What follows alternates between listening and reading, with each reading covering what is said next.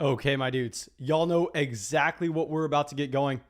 I mean, if somehow, some way, I don't know how, if you are new to the channel, guys, we get real money fantasy football drafts going every single night with the live stream. And these are going to be with listeners of the channel.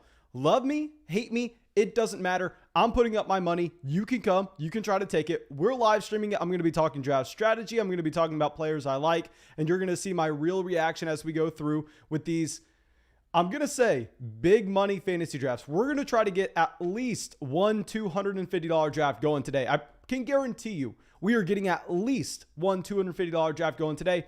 Maybe we'll do slightly more. So, of course, just stick around in the live stream. Let me send out a notification on Discord. Let me send out the first link to the first draft on Patreon. And then the other links will be sent in the live chat for anybody subscribed to the channel that comes out right away. And if for whatever reason you're a regular viewer of the channel and you can never make it out to these live streams and you're always watching them as videos later on, guys, a big thing you need to do is hit the bell next to the subscribe button, because that way you can go through and that way you can actually join these as we go live. So we sent the link out on Patreon. Imagine that this is going to get going really quick. Let me pull up the live chat right now and see who all we have out here. Okay. So we got Harry, Steven, Fallon, Jake, Tucker, JN, Pitcher, Chimichanga, TJ, Jonathan, Josh, Steven, Caden, Jack, Tucker, Austin, Chris, SARS, Owen, Alex, Chimichanga, Mike, Jack, Scantron. Thank you all so much for making it out, my dudes. And here we are drafting at the 104. I actually drafted, I think I've had 2 drafts so far today at the 104. Y'all know I'm doing drafts throughout the entire day as well. So at the 104, I have a decent idea of where we are going to be going. I will say that there are a couple different variables that could be messing with us just slightly. Let me pull this over here. It's mainly going to depend on what we see BNAST do at the 103. I have a good idea of where we're going to go, though, and I know a lot of people aren't going to like it, but it is what it is. I'm going to do myself. And Caden says he gets the worst picks every time. Where's Caden? Yeah, Caden at the 111. My man, that is pretty tough. And we actually have Jayan says, do I take Devin Duvernay at the 101? If you're wanting Devin Duvernay, I'll say he's not making it past the 104. I will say that, my man. Okay, so let's see what Jayan does. And this is going to be a $10 warm-up draft. So right now, this is not a super high-stakes draft, but we are going to get those high-stakes drafts going after this. We always have to do a warm-up draft. That way, we make sure that we feel just comfortable with the board, comfortable with the live stream, because, of course, it's a little harder to go out and do a real money draft as we're talking through a live stream as well. So you have CMC going at the 101. That's exactly what you should expect. Andy subscribing to the channel. Thank you so much for subscribing, my man. Don't know how it took you so long to join the flock. We have Dalvin Cook at the 102. Now let's switch this over really quick. Now Alvin Kamara goes at the 103. So now that Alvin Kamara is off the board, I think that we're going to quote unquote reach on a player, but I actually like him at the 104. We're going to be taking Devonte Adams at the 104. Now, I don't even know if we should go through and explain why I'm taking Adams at the 104, because we've talked about this time and time again. But just knowing how these drafts flow, knowing how we definitely need to get a receiver in the first 2 rounds, unless we're going to have a chance to go with like 2 of a Barkley and then maybe Austin Eckler. I definitely prefer the combination of having like a Devonte Adams and then getting either Najee Harris or Joe Mixon falling to us in the late second, compared to going like a Derrick Henry and an AJ Brown. So yeah, we're going to go with a Devonte Adams at the 104. I am excited about this. We need to get our receivers in this kind of format. We've already seen Devonte Adams last year put up the best receiver season of all time for fantasy football. Better than 2007 Randy Moss. Better than the prime Antonio Brown years. We know that he has a higher floor than anybody else in this range. And we already saw last year that he has the ceiling to break fantasy football. So yeah, we're going to go Devonte Adams at the 104, even though I know not that many people are going to like it. And now we have Aaron Jones, Ezekiel Elliott. So Zeke falling to the 108. This is a new development. I will say that I personally have Ezekiel Elliott ranked ahead of Derrick Henry. I mean, I think that it's very tough to take Henry over Zeke when we know Zeke's going to get more usage in his receiving game. Zeke should be playing on a more productive overall offense at the same time. Ezekiel Elliott's also younger. I mean, there are a lot of factors in why we decided to move Ezekiel Elliott over Derrick Henry in our rankings. Now, Caden goes Stephon Diggs, Austin Eckler. Very common start you're going to see at the 1-2 turn. Just going to be grabbing one of the elite receivers, grabbing one of these running backs. And I've said this time and time again, guys, But my problem in grabbing like the running backs in this range, and why I'm usually taking a Devonte Adams here, and I know a lot of people are going to hate me for saying this, there's not much of a difference at all for me between a Derrick Henry and Najee Harris, a Derrick Henry and Antonio Gibson, a Derrick Henry and Austin Eckler, or a Saquon Barkley and a Jonathan Taylor. This year is completely different for fantasy football purposes than what we have had in a very long time. And then I think the majority of years, it's definitely smart to be getting running backs at the beginning of the first, the middle of the first, because we know that you're going to see that very large fall off by the time you get to the second round. But in reality, all these guys, even the player that we're about to take here with Joe Mixon, is almost in the same range as me. I mean, I think that every single one of these players has an upside case where they can be a high-end running back one. And at the same time, every single one of these players, I mean, has at least one red flag. So it's different than what we have seen from any other season in fantasy football. But I think we definitely want to be grabbing Joe Mixon at the 209. So I'm excited about this start. I'm excited about Devonte Adams and Joe Mixon. I know a lot of people here are already on board with this decision, but I know a lot of people that are new to the live stream probably don't know what we're doing there. Now, Kittle goes to the 211. That really sucks. I mean, the tight ends are so hard to come by now. When we have injuries to multiple people throughout the position was already thin. So, I mean, to be completely honest, what I was really hoping for is I was hoping Darren Waller was going to fall to us to the 209. The reason I didn't take Travis Kelce in the first is I thought there was a chance that Darren Waller could fall. Okay, so now let me switch this back over.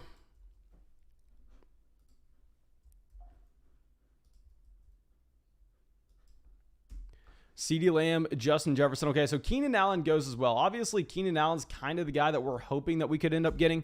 Now, Allen Robinson goes, so this puts us in a pretty difficult spot.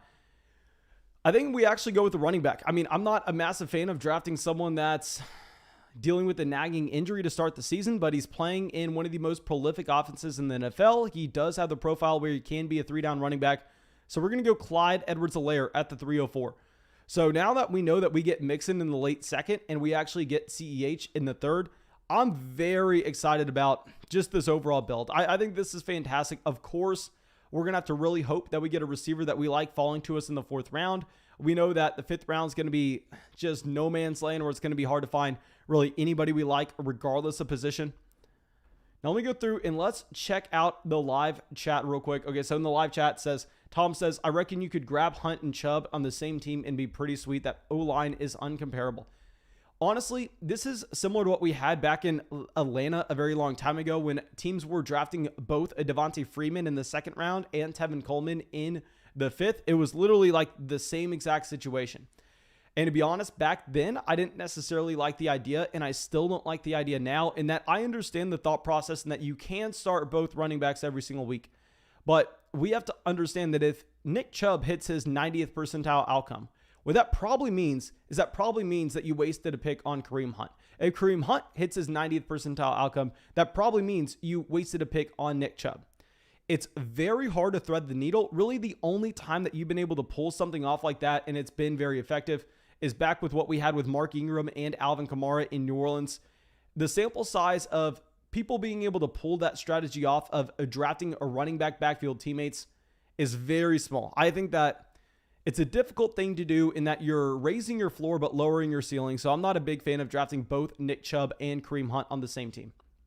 And I'll say, guys, by the way, y'all know, I mean, this is what we've been saying the entire week. We should pretty much name this week on the schedule the week that Nick Chubb has become of value. I mean, it's crazy to say, but I think now you can comfortably draft Nick Chubb in drafts. I mean, this was someone that I've been avoiding like the plague. We remember he was going in the 1st round at some point, but now going like to the team that gets Kelce, Chubb, Mahomes. This is going to be an intriguing team to go through and follow. Okay, Jay Gee coming out with a donation. Thank you, my man. Says, Colin Johnson on the Giants, Rashad Perriman on the Bears. What are your thoughts? Coming from someone who's drafted a lot of Colin Johnson in these leagues where we don't have access to the waiver wire, and same thing with Rashad Perriman. I would love to try to put a positive spin on it, but in reality, for those teams to both get cut from their respective franchises, if you go back and if you look and you try to find examples of those players being able to just show up and perform on a new team, it's very, very rare. I think that at this point, Colin Johnson and Rashad Perriman Like, trust me, I wish I could put a positive spin on it, but I think they're dead. I think they are. Okay, so now at the 409, y'all know one player that we are not considering no matter what the quote-unquote value looks like. We're not taking Kyle Pitts here. You don't have to worry about us taking Kyle Pitts. He is probably going to be available because, yeah, both of these teams already had a tight end. So now instead, I think that we're actually going to dip down a little bit and we're going to grab a receiver that we really like in Brandon Ayuk.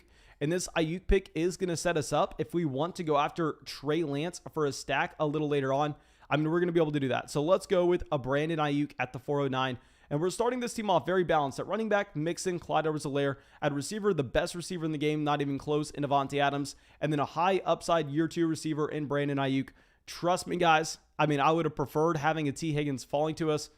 Sadly, that does not happen. This is the reality that we're living in. So we're going to be drafting Ayuk. And it's sad to see Adam Thielen go off directly after us. Because since the Irv Smith Jr. injury, I've kind of had to change my tune a little bit on an Adam Thielen, where I think we can get a little more excited about him now. I think he is definitely a more exciting option now that we actually have the red zone role. I think a little safer. And the difficult decision we are about to be placed in is, are we really drafting a third running back and putting ourselves in a very thin spot at receiver? Because I bet you there are some running backs that we like making it back to us in the 5th. And the receivers that we're going to be looking at are going to be like a Deontay Johnson, a Chase Claypool, and Odell Beckham Jr. A Robbie Anderson is no longer even an option. So the receiver pool here is going to be very gross. Got Mark Andrews at the 501 by JN. Okay, so you see these tight ends rising up. Oh my gosh. This is very interesting. JN goes Robbie Anderson and Andrews. I mean, this is why we wanted Darren Waller falling to us in the 2nd. How bad would it have been if we would have taken Kittle in the 2nd instead, and then we can get a Josh Jacobs or a Miles Sanders here in the 5th round? That may have been the play, to go with Kittle in the 2nd instead of Joe Mixon, and then actually end up going with another running back here, because I think we may have to draft a running back. I mean, you have Chase Claypool going off the board at the 502. Y'all know I'm not considering Kyle Pitts. I'm hoping that Kyle Pitts goes right here. So Gus Edwards ends up getting drafted. And another player I'm really not going to be too keen on drafting will be a Josh Allen in this range. So it looks like a definite reach. I mean, I hate doing it with the team that we have already taken 2 running backs on. And we have them in a ton of leagues already. But this is why we have him in so many leagues. Is because he consistently falls to us here in the 5th round.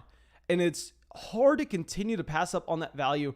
So our team's looking very rough at receiver. We know that receivers in this kind of format is going to get scooped up extremely fast. So, I mean, it's worrisome, but we're going to go through. We'll try to slam receivers after this. I think in the 6th, 7th, 8th, 9th round, don't be surprised if I go 4 wide receivers in a row after here. But getting Miles Sanders is kind of a no-brainer. And Hoop State continues to pass on the receiver position. I mean, he goes through and he gets Javonte Williams in the 5th. This is about a round ahead of his ADP. He takes Javonte Williams ahead of Josh Jacobs. Kyle Pitts falls all the way to the 509. Very rarely do you actually see Kyle Pitts falling that far anymore. Kyler Murray, Josh Allen each go here. Okay, so Josh Allen just goes as best player available to Deezinators. And you actually have Kyler Murray getting stacked in here with DeAndre Hopkins. Lamar Jackson goes to the 510. And remember our rule, guys. There's no such thing as a bad draft pick in the 5th round. I mean, we are in no man's lane. I think it's very hard to go through and criticize any of these picks. And now we have Aiden coming out with a donation. Thank you, my man. Says, do I trade my 11 and 70th overall pick for 15 and 46 in a 10-man PPR? I will say the 11th and the 15th pick, my man, they are almost identical for me. I mean, the difference between the 11th in this draft would have been a Stephon Diggs. And then the 15th is your choice of Gibson, Najee Harris, Hopkins, Metcalf, Nick Chubb. I mean, really, they're the same exact pick for myself. So I would probably go through and make that trade just to move up. I mean, you're moving up like 24 spots later on in the draft. So I think that does make sense. Now we have Josh Jacobs falling all the way down to the 510. I'm sorry, 512. And I will say that I think Caden made a pretty good pick here with a TJ Hawkinson at the 511. I mean, just looking at where the other tight ends went in this draft, I mean, you have a Mark Andrews at the 501. I think that was probably pretty good value. I mean, I could have even considered going with a Hawkinson at the 604. And I know a lot of people in the video today, they were mad at me for not including Laviska Shenault in our must-draft receiver video based on how much we were just pumping him up at the beginning of the offseason. I mean, y'all know I was pumping up Viska, I was pumping up DJ Chark. I mean, I really like both of those Jacksonville Jaguars wide receivers. Well, now, guys, Laviska Shenault is going in the 6th round. Laviska Shenault's going in the 6th round. I think we have to be making the adjustment now, and I think we do have to just look at a DJ Chark that you're getting 3 rounds later, and of course he's making that pretty big fall due to the injury that he actually suffered that kept him out of the preseason, that kept him out of training camp, but still, I mean, I think that we are definitely taking a DJ Chark at a discount there. And guys, if you have yet to go down there and drop a like on the live stream, drop a like on the video, make sure you go fix your life, drop a like ASAP. And now we're going to be attempting the San Francisco 49ers stack with a Trey Lance. Now, of course, we've had some people coming out here and sniping us when we have tried to do this before. But, I mean, this is a private draft. I don't necessarily think that people are going to be trying to stream snipe us that bad on this one. So we'll go out and we'll definitely prioritize getting, just say, our quarterback 1 target in Trey Lance. Okay, so Trey Sermon goes at the 6'10". Okay, Mike Davis falls all the way to the 6'11". I mean, I think this is about the range where Mike Davis should honestly go. And that's the reason that I never drafted Mike Davis, is because in every single draft, you're pretty much seeing him go before Trey Sermon, before Damien Harris, before Darrell Henderson, before Kareem Hunt. I mean, some drafts he's going before Josh Jacobs. He's going before Javonte Williams in like every draft. So that's why it's pretty hard for me to end up drafting a Mike Davis in these leagues. Now we switch this back over at the 7:04. Oh, it's going to be tough. I think that, like we already said, we need to just be bringing in receiver. I think that with this roster where we have Mixon, Clyde Edwards-Helaire, Miles Sanders, I mean, we have to remember that this is a league where you're starting 3 wide receivers mandatory, and also just the best ball factors are going to make it where we definitely want to be bringing in a few extra guys. So a running back like a Chase Edmonds looks very appealing to me here. And if we weren't playing in this format, I would go with the Chase Edmonds. However, I think here we actually need to make a pivot, and instead we're going to end up going with a Kenny Golladay as a receiver that could see some random spike weeks. So let's bring in Kenny Golladay as our wide receiver 4 here. And let me show y'all this team where we have Adams, Ayuk, Debo, Kenny Golladay at receiver. At running back, we actually have Mixon, Clyde Edwards-Helaire, and Miles Sanders. So yeah, we have yet to go quarterback. We have yet to go with the tight end. Honestly, I don't know if we've been in the spot where we could have really done that. Maybe some people would want to make the argument that we should have gone with Josh Allen over Miles Sanders. But I don't know. It's going to be pretty tough. Okay, so now let's switch this back over. And let me turn the chat to subscriber only real quick. That way I can definitely make sure that I'm going to be able to read it a little later on. Okay, so let's turn chat to subscriber only. And I'm balding. I'm 21-2. My man, I feel your pain, says, should I be worried about the Clyde Edwards-Helaire injury? Yeah, I mean, if CEH, like this is a big thing that we need to focus in on with Clyde Edwards-Helaire. So he falls to the 304 here. And I'm going to be the first one to say that if we had no concerns at all with the Clyde Edwards-Helaire injury, I would actually be consistently drafting him in this range. I'd be drafting him in like the middle of the 2nd round.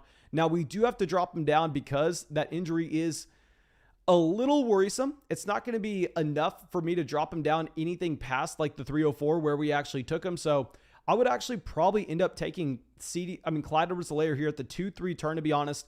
Mainly just because we know this is a running back that did profile to be a 3-down option coming out of LSU. I mean, he has the team investment by the Chiefs. It's going to be an offense that's going to be highly productive. So yeah, I think that we do need to be just going and taking Clyde Edwards-Helaire in the early 3rd when we can.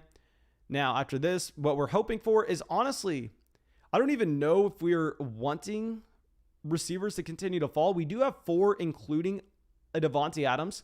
We're probably going to have to load up on a decent amount of quarterbacks in this format, considering that we have passed on the elite options.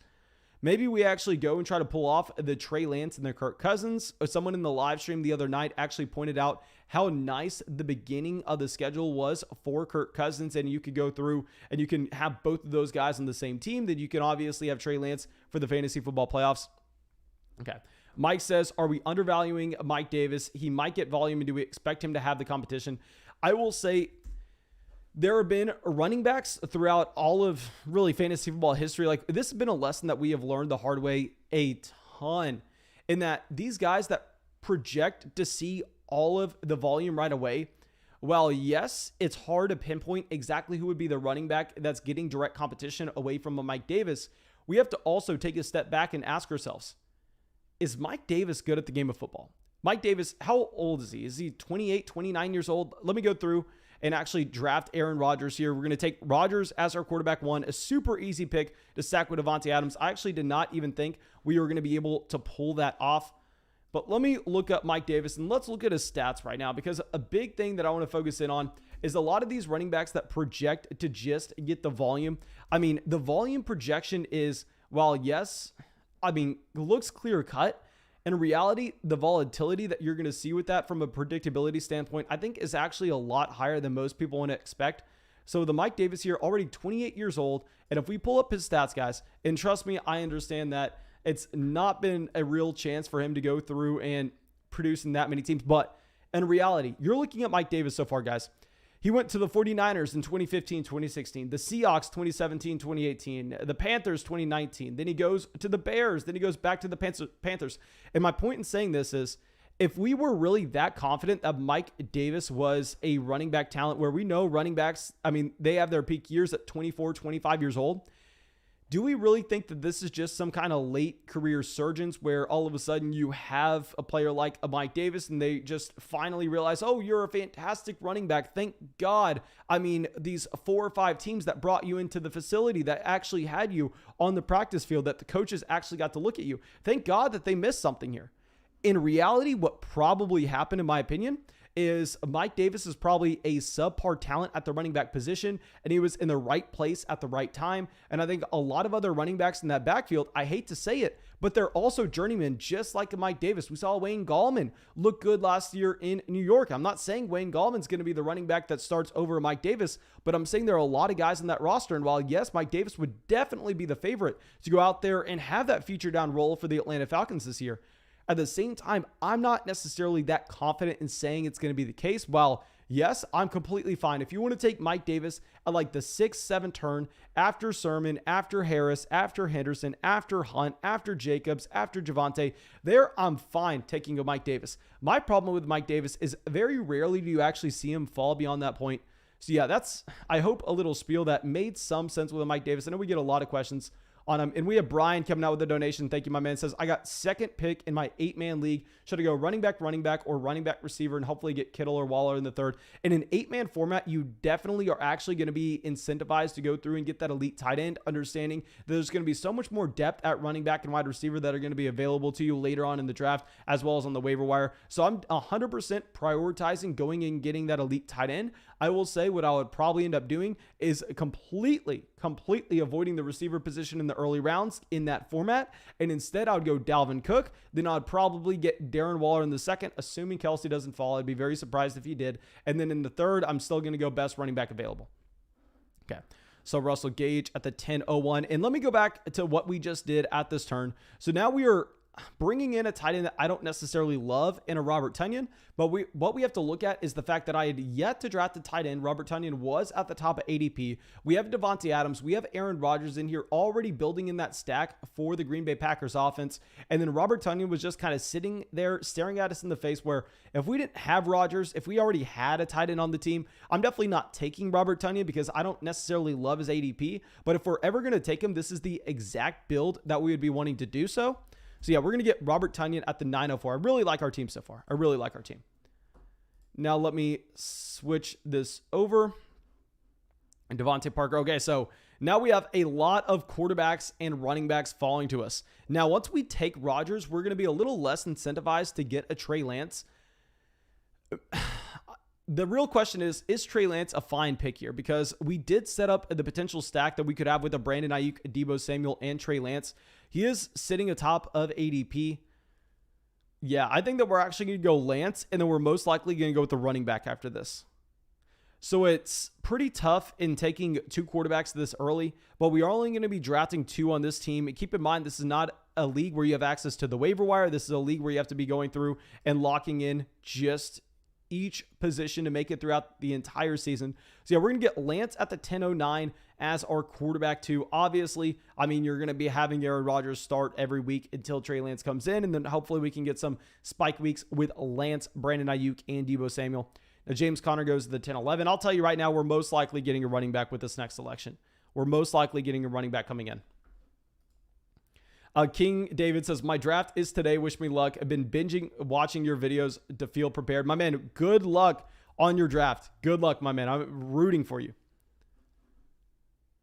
Okay, so now let's go through. And Chapman says, yo, Mason, are you going to live stream our Dynasty Startup Draft tomorrow? Yes, guys. I am actually having a Dynasty Patreon Startup Draft. That's going to be kicking off tomorrow, I think, at 3 p.m. Eastern. Now, if I'm wrong on that, please don't kill me.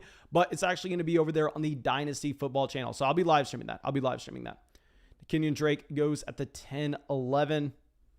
So hopefully we see some quarterbacks going here. Now, Radius did take Dak Prescott. B-Nast did take Ryan Tannehill. So if we're going to see a quarterback drafted, I'd imagine that it would most likely be B-Nast. Did he get the stack with an A.J. Brown? Yeah, so he had A.J. Brown in the second, and he does end up taking Tannehill here at the 10-10. I think that is fantastic.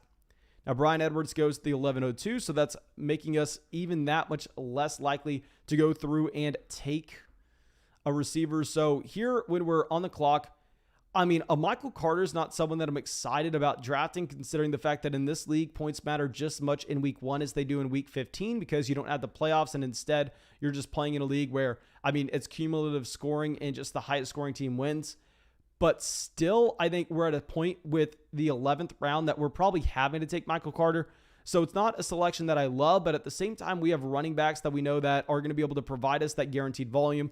We are thin at receiver, but keep in mind that we went early at receiver, so I think we can kind of get away with it. So far, this team at running back has Joe Mixon, Clyde Edwards-Helaire, Miles Sanders, and Michael Carter. At receiver, we have Devonte Adams, Brandon Ayuk, Deebo Samuel, Kenny Golladay. At quarterback, we have Aaron Rodgers and Trey Lance. And at tight end, we have Robert Tonyan.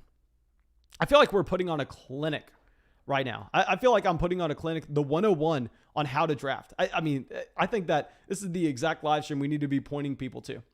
And guys, also, for whatever reason you have not already, and you enjoy these live streams, like, I don't know how I can get this across to y'all any better than I do. There is nothing, and I repeat, nothing that you can do to support this channel more than take advantage of what I believe to be the best offer in fantasy football. At least I think we have put together the best offer in fantasy football. I don't even think it's relatively close. Where when you go and you sign up for Underdog Fantasy, which is where we're drafting right now, which is where we're going to be drafting throughout the entire season. When you go and use promo code FLOCK on Underdog Fantasy and make a $10 deposit, you actually get $25 added to your account. That should be enough. I mean, the fact that you actually get $25 added to your account, you support the show with a $10 deposit, and you can come out in a live draft with me one night and you can hop in the draft. That should be enough. But not only do you get that, you get our 2021 fantasy football rankings. You get our 2021 fantasy football tiers, all of which are going to be updated to the start of the season in case we have another freak injury, in case we have something off the field happen. And also, you're going to be getting our 2021 fantasy football draft guide, our 2021 dynasty rookie draft guide, hundreds of pages of information. There's literally not a better offer, and it's not even close. And at the same time, you're helping the channel so much. So please take advantage of that. And now, thank God we get these quarterbacks going off the board. We need to get these quarterbacks drafted. I mean, we need to get those quarterbacks off. Now, we're going to be back on, and we're kind of desperate for a receiver. I will say that. The running backs in this range are intriguing, however, and that if we get either a Devin Singletary or a Naheem Hines falling to us, we're most likely going to have to go with one of those options. From here, we are no longer drafting QB. We are strictly running back, receiver, and tight end from here on out. So Devin Singletary does go at the 1207 to Hoop State, and TYS only has 2 running backs. He has Henry and Chase Edmonds. So they go Naheem Hines. That's not too surprising. Now, between Rager, MVS, Sterling Shepard, I'm actually not the biggest fan of Jalen Rager, but it's more so we don't have him in any leagues. We know we have to continue to go through and diversify our portfolio. So I think now this would be a decent spot where we can go through and get Jalen Rager as a receiver 5. I mean, guys, receiver gets ugly real quick. This is a lesson that we have learned the hard way many times. I don't necessarily think there's anything that I would do to change our draft so far, because we are going to only have to roster 2 quarterbacks, 5 running backs. So we're going to be able to roster 9 receivers, unless tight end gets really ugly. If tight end gets really ugly, then we'll probably have to go through and get 3 tight ends. Okay, so now let's go through. JN coming out with a donation says, he says, Howell looks legit under pressure. I'm assuming that is Sam Howell. I'm assuming that is Sam Howell. Let me look up what the score is real quick. Okay, so Marcus Valdez-Scantling. Okay, so UNC only has 10 points so far. Sam Howell. I mean, you're saying he looks legit under pressure. Of course, I'm just box score scouting right now. I can't really say much about it at all. 2 interceptions and a touchdown for 16 completions, 30 attempts, and less than 200 yards. The stats don't look legit. I'll say that. Now, it's very hard for me to go through and just box score scout. Of course, we can't do that, but I mean, maybe you're seeing something that's not showing up. Now we have Rob Gronkowski. We have Radius taking Tua Tagovailoa. Radius, a recent member of the Flock Patreon. I actually got him out a podcast breakdown today over there on Patreon for his 2021 fantasy football draft. Now BNAS on the clock. Let's see where they're going to go. They have 4 running backs. So they go with a second tight end in Cole Kmet. I actually think that we're going to go and take a receiver that I perceive to be rising up our rankings now that we do have the T.Y. Hilton injury. So let's take a Paris Campbell as our wide receiver 6. And this is our draft so far. So we're going to be probably weakest at tight end out of everything. But if I'm going to be weak anywhere, probably I want it to be tight end. So we have Adams, Ayuk, Debo, Kenny Golladay, Jalen Reagor, and Paris Campbell at receiver. At running back, we have Mixon, Clyde Edwards-Helaire, Joe Mixon, and then, Miles Sanders and Michael Carter. And then we have Rodgers, Lance at QB, and we have Robert Tonyan at tight end. Okay. So Traquan Smith does go at the 1305. And to be honest, we kind of want some more wide receivers falling to us. I'm not going to be complaining if wide receivers continue to fall down the draft board. So seeing these guys go, it's not the best case scenario. It's definitely not best case scenario. Okay, so now at 1308, we actually have AJ Green, Philip Lindsay directly after that. Let me know what y'all are thinking about Philip Lindsay, because I mean, in this range, definitely prefer having someone like a James White. And then I'm just looking at the Houston Texans offense, and we're just saying, I mean, is there really any production that we can be expecting to have here? It's tough, but I mean, with the Philip Lindsay, I just think that the ceiling is going to be so capped. Now, J.D. McKissic at the 1310. And this is what I was saying, in that, like, I actually think, like, in a vacuum, if we're saying in a regular fantasy football format, I prefer the running backs in this range. I mean, Giovanni Bernard with the ankle injury going at the 13-12. Obviously, Gio was going a little bit before the ankle injury. Okay, Christian says, how much is your next draft? The next draft, we're going to try to get a 250 going. I'm going to go over to the Big Dog Lobby, and I'm going to sit in it. If there aren't enough people in the Big Dog Lobby, then what I'll probably do is I'll probably go through and get a $50 draft going in the live chat. So let me go through and let's take the risk. And okay, so it looks like there aren't that many spots taken up in the Big Dog. So we'll probably circle back to that when we get to about round 15. So after our next 2 picks, I'll go hop in the Big Dog Lobby. And Jay Gee says, where's the best spot to draft Michael Thomas? Okay, so with Michael Thomas, let me point out where he actually went in this draft right now. So with the Michael Thomas, I believe he probably went in the 8th round. If I can just pull this up, did he go in the 7th?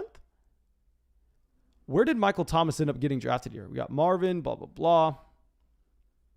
Yeah, he goes at the 805. That's what I pretty much assumed. So I will say, in a format like this, Michael Thomas isn't going to be as appealing because, like we already mentioned, you do not have the fantasy football playoffs at the end of the year. And if you're drafting Michael Thomas, you pretty much have to assume that I'm going to have this dead roster spot until the fantasy football playoffs. But we know in the fantasy football playoffs, that's when production matters most. Now, in the case of this, when we don't have the fantasy football playoffs, if you're just not getting the production at the beginning of the season, it probably will be pretty hard to overcome. Now, when we're going to be back on the clock, we're just going to take a Jamison Crowder here. I think that we actually continue to take a receiver. There are going to be a couple tight ends in this range that I'm completely fine with. Like, I'm completely fine if any of these guys making it back to us. Jane has already taken 2 tight ends, one of them being Mark Andrews, so I don't necessarily think he can go with another. BNAS has already taken 2 tight ends in Tyler Higbee and Cole Kmet. I'd probably be surprised if he decided to go with another tight end as well. So I think that we can get one of Cook, Hooper, Ertz falling to us. And we'll see. Maybe I'm wrong in this because Radius only has 1 tight end. I think that he has George Kittle, though. So Radius has Kittle, yeah. So Kittle's only taking 2 tight ends most in this draft. So even if he takes one here, I mean, we're going to be fine getting someone else. Loner says he'll do the $250 draft with us. Okay.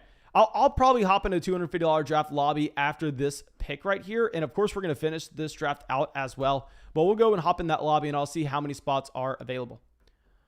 Okay, so Josh Palmer goes, yeah, this is why we ended up taking a Jamison Crowder. More so, we just figured that receivers are going to continue to get drafted. I mean, receivers never stop getting drafted in this format. I mean, Literally, if you're going to be between two players and one of them's a receiver, you need to break the tie in the receiver every single time.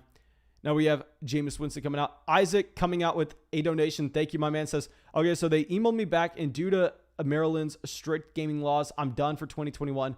I just sent one more detailed message on Patreon. Thanks for helping me out, and good luck with your drafts. My man, thank you for getting back and letting me know. Yeah, that's what I messaged someone on Twitter last night for you, and I was asking like, oh, what's going on? They told me it was going to be an easy fix. So I'm very sorry to hear that it's not, and I definitely look forward to, at least, Isaac, you better be getting in a Dynasty League with us this offseason. You better be getting in a Patreon Dynasty League with us.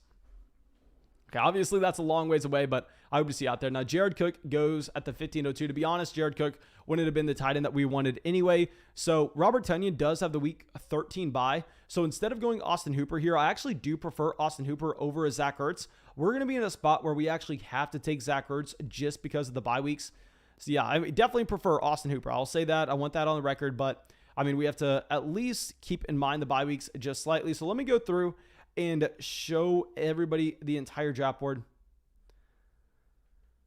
Okay, let's go. And guys, please let me know your thoughts, but only if your thoughts include that the team at the 104 killed this draft. Those are the only thoughts that I want to hear. Okay, so let's put this down, and I'll go through and I'll hop in that $250 lobby, and whenever that gets filled, then we can go through and we can start live streaming that. Okay, so that's probably going to get filled before this draft ends. So yeah, there are 2 spots left in the $250 lobby if anybody wants to come out. We'll get some more drafts going tonight. We're not just going to do the $250 leagues. I promise you we'll get another one out. This was a $10 draft that we did through Patreon. But yeah, no rush on filling that big dog draft because we are going to be getting just probably another 10 minutes through this one. Now we have Kenneth Gainwell at the 1508. Gainwell has been someone that's been trending back up. I mean, Kenneth Gainwell, like throughout the preseason, if you looked at his ADP, it kind of bounced. Like it was to the point where, I mean, you were seeing it just slowly rise, and then crater, and now slowly starting to rise again. Rashad Penny at the 1509. Okay, let's go through and let's check out CDJ because it looks like based on the colors here that he's actually drafted a ton of running backs and not many receivers, which is not something I recommend to do in this kind of format. So if we go through at receiver, he has Hill, Godwin, Deontay, Brandon Cooks. I actually saw someone take Deontay Johnson in the first round in a public league earlier today. I mean, just brutal. Terrace Marshall. And that is it. Yeah, so this team, I will say, guys, you need to be drafting more receivers in this kind of a format. I mean, in this format in particular, you do not have access to the waiver wire, and you are getting the highest scoring players in your starting lineup every week that fit in your starting lineup requirements.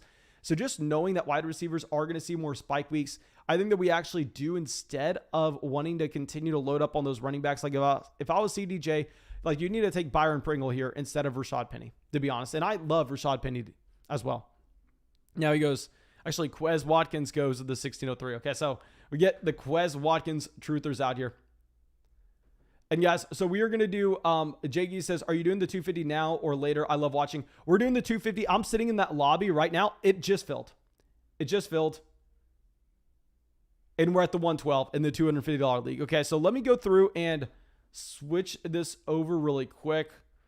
Y'all don't need to see my last 3 picks on this draft. So what I'm going to do is I'm actually going to probably make this next one, and we're going to pull up the $250 draft right now. It's too late to get in. If you wanted to get in, I apologize. We are going to be at the 112 in this draft. We have a lot of the regular names out here, which of course is scary, but at least we have some people away from us that we know are sharp drafters.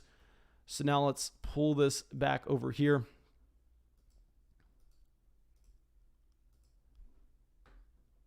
Okay, I'm sorry that I'm going quiet here real quick, guys. I just definitely have to make sure that what I'm probably going to do is just go through and queue up a bunch of players in this range. What we're going to do is we're going to take... I just want to be able to leave this draft here, no problem. That way we can just exclusively focus on the $250 draft. And guys, if you have yet to go down there and drop a like on the live stream, oh my gosh, what are you doing? Go down there, drop that like. I'm pulling up our $250 draft right now. And yeah, like I said, we're going to be drafting at the 112 in this $250 draft. We actually drafted from, I think we drafted from the 112. It wasn't even this is the third $250 draft in a row that we have drafted from the 112. That is just not fair. It's frankly not fair, to be honest. Okay, so now we have the 3 running backs going off the board. And by the way, we actually had what I thought was Dome Favors shooting us a DM on Twitter last night. So apparently he does watch the live streams. And yeah, he says that he is a high stakes grinder. I mean, he has done a ton of these, as you can tell by his experience badge. So I'm excited to see him on the opposite side of the draft. I'm excited to see that we have Cognition next to us. Hell yes, Cognition is out in this draft to punt away his $250. We got some regulars out to this $250 draft. This is going to be exciting. This is going to be exciting.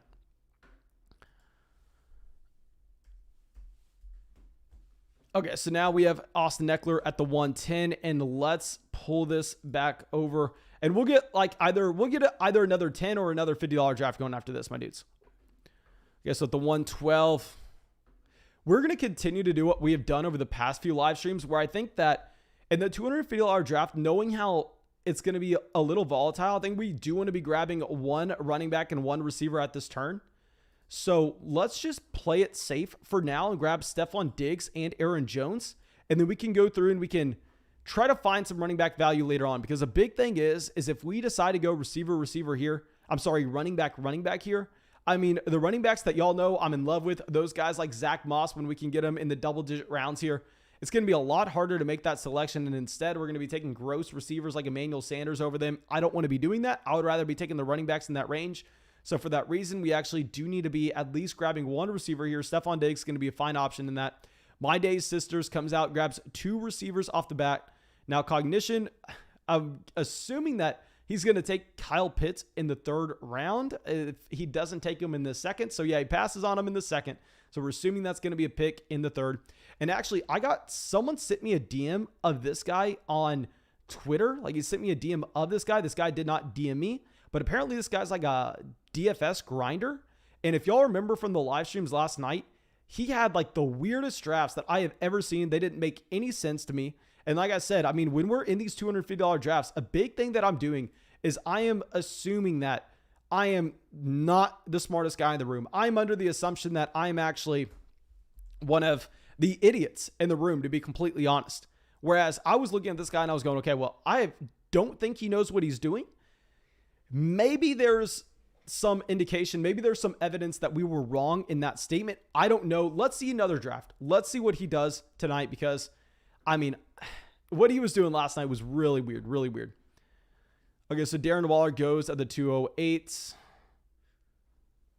As at least they don't do me favors here to get Darren Waller again. I mean, it was brutal in the last $250 draft when he actually was able to come away with Dalvin Cook and Darren Waller in the 1st and the 2nd round.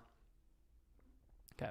So Billy Joe on the clock. After taking Devonte Adams, he did have the opportunity to go with the running back. He had the opportunity to go with the Joe Mixon. Instead, he starts his draft off receiver with Devonte Adams and A.J. Brown. Okay, so there are a couple teams not going with the balanced route so far. There are a couple teams that have yet to take a running back. We have DSR, our guy out here. I mean, just a crusher. I'm excited to have him away from us as well. Really, the only person that I feel like we have to worry about, at least that I know we have to worry about, that's drafting near us, is actually Deezinators. I don't like having Deezinators near us.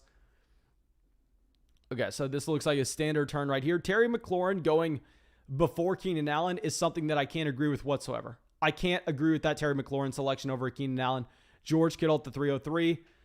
Oh my gosh. So Do Me Favors has decided to pass on receiver all the way through the first 3 rounds here. I'm not saying I would blame him at all. I think that based on where he was in each point in this draft, that probably Mixon was the best value. Kittle was the best value. Billy Joel going with another receiver, deciding to pass on Clyde Edwards-Helaire for Allen Robinson. So clearly they had a plan coming into the live draft. We have Zeus here passing on receiver yet again, but I think this is another scenario where, I mean, what I would have probably actually done is I would prefer the combination Travis Kelce and Joe Mixon compared to what we would have actually had with what they got in Derrick Henry, Darren Waller. Let me know what y'all prefer. Do you prefer Henry, Waller, or Kelce, Mixon? My brain may be broken, but I mean, I think I definitely prefer to go through and I prefer to go Kelce, Mixon. Now, Amari Cooper, Robert Woods. Y'all know exactly what we're doing at the 3-4 turn. I mean, it's not going to be a surprise to anybody that's regularly out to the live stream. Of course, I don't want to say it out loud, however, because I mean, I don't know if a few of these names right here know about the live stream and maybe they're just tuning in right now to try to snipe us. I'm unsure. So we're going to try to keep it under wraps because this is a $250 draft. Okay, we have a lot of teams. This is like a very unbalanced draft so far. So DeAndre Swift at the 308. I will say I do not agree with that DeAndre Swift selection. With the DeAndre Swift injury, I think that we actually need to be bumping him down a little bit. That's a tough pick to make here. And what's sad and crazy to think about at the same time? I mean, we would be talking about a J.K. Dobbins in this range literally just like 10 days ago. And now that's never even a thought that we were going to have. And it's just sad to see how fast things change like that. So we're going to be back on the clock here at the 312, the 401. So y'all know what we're doing. We're going receiver. Chris Carson goes at the 311. So yeah, this makes it a very easy decision to double tap receiver. And I'm actually going to take Godwin with one of these picks. And now we had this same predicament earlier on in the live draft, I believe yesterday actually, in another $250 league, because we've been drafting from the 312 a lot. And it was pretty much like, do we go with the Tyler Lockett? Do we go with the DJ Moore? I'm sitting here saying that I definitely do prefer having DJ Moore in a regular fantasy draft where we submit our starting lineup on a week-to-week basis. However, I think Tyler Lockett and the volatility and the spike weeks that we could see may be a little more valuable for best ball. Or what we could do is, no,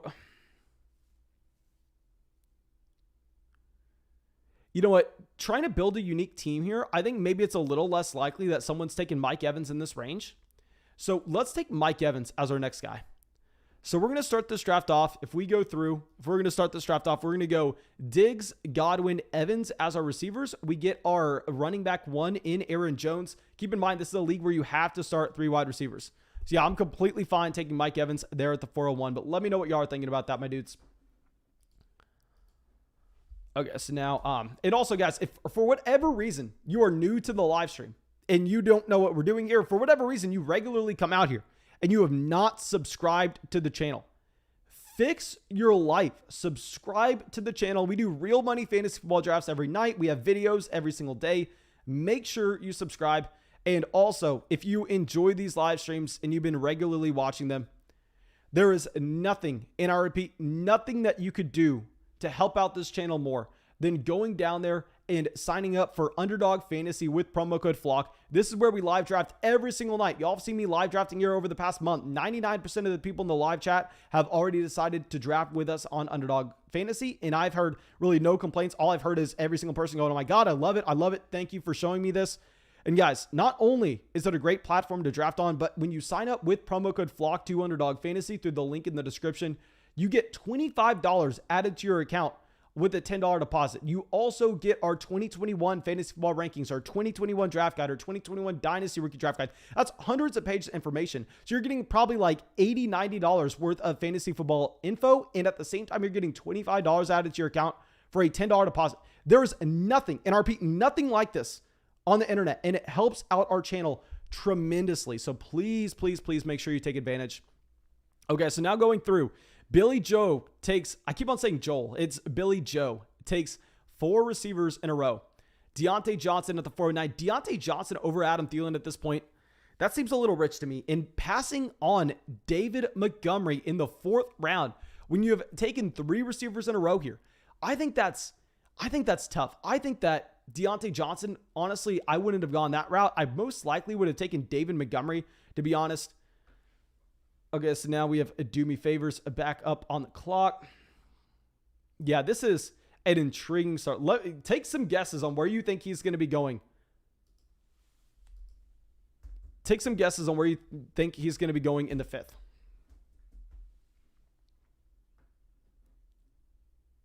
Okay, so we're going to mute I Love to Fish for Bass for getting mad at us for not answering whatever question he asked in the live stream. My dude, I'm doing a live draft for 400 people watching live right now. You think I can go through and answer everybody's question in the live chat? Yeah, you're getting muted. People like this, my tolerance has been getting a whole lot lower. We premiere every single video, so I hang out in the live chat a lot. So if there's anybody that clearly has no idea what's going on, that thinks that they're that important, that their question needs to be answered, when there are 400 people watching a draft and while narrating through a draft instead of reading the live chat all at once, my dude, I'm sorry. This place ain't for you. You can go watch a live stream that has 10 people watching it and you can get every question answered. Okay, so he goes Odell Beckham Jr. at the 504. Odell at the 504. 5 receivers in a row here. Passes on Josh Jacobs.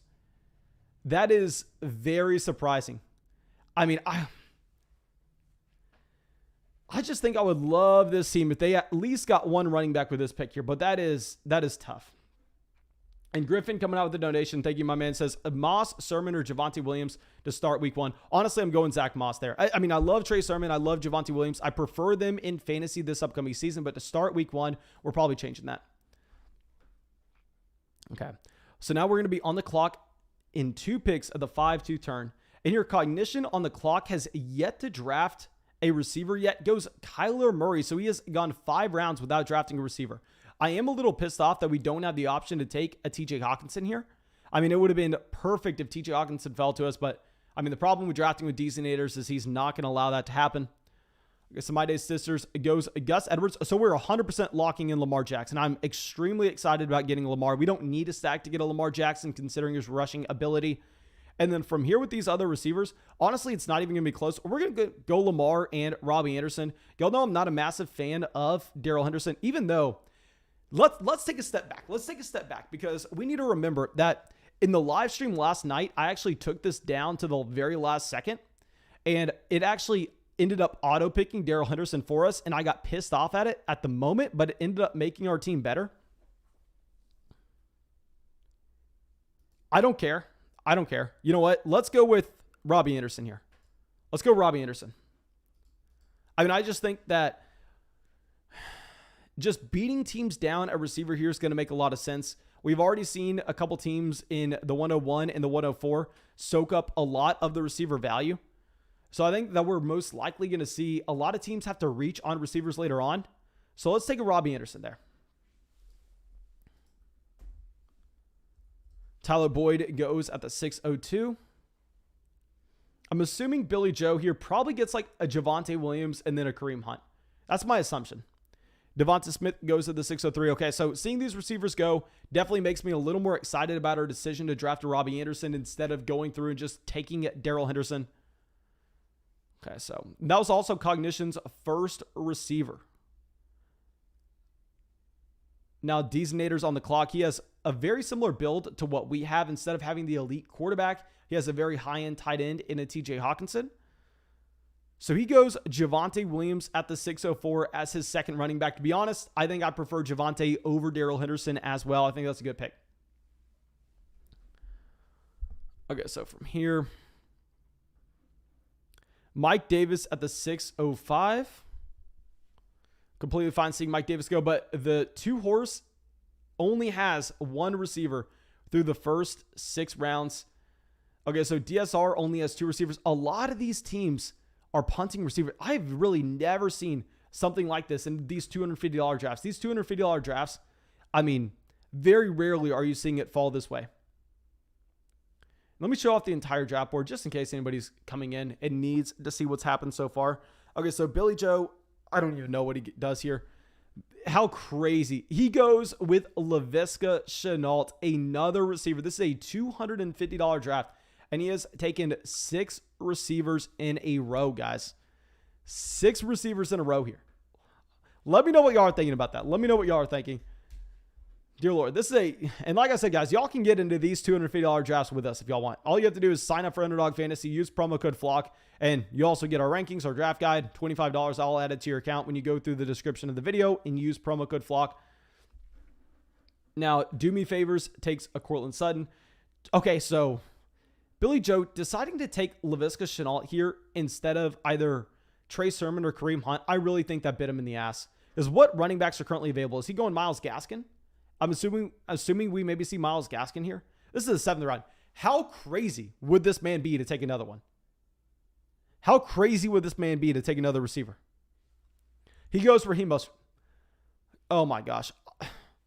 I would have 100% preferred Trey Sermon just 5 picks before you have to take a Raheem Mostert. I mean, that's surprising to see. That is a very surprising.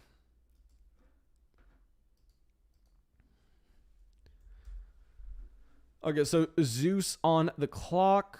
Kenny Golladay at the 705. McCole Hardman at the 706. Does seem a little early for McCole. I mean, I've been getting him a lot at the 7-8 turn instead of the middle of the 7th. But also DSR, he actually had McCole. He has. Okay, we need to check out DSR's draft because this is the number one thing that I think not enough people are talking about in fantasy. At least not enough people that play in enough fantasy leagues or really go out and are in real leagues themselves. But the number one issue I've been finding in drafts, and this is something we talk about every night, is making the Kelsey and Mahomes build work. Making the Kelsey and the Mahomes build work. I think that he maybe is going to be able to pull it off. Okay, so I can pretty much tell you right now that there's a good chance we go receiver here.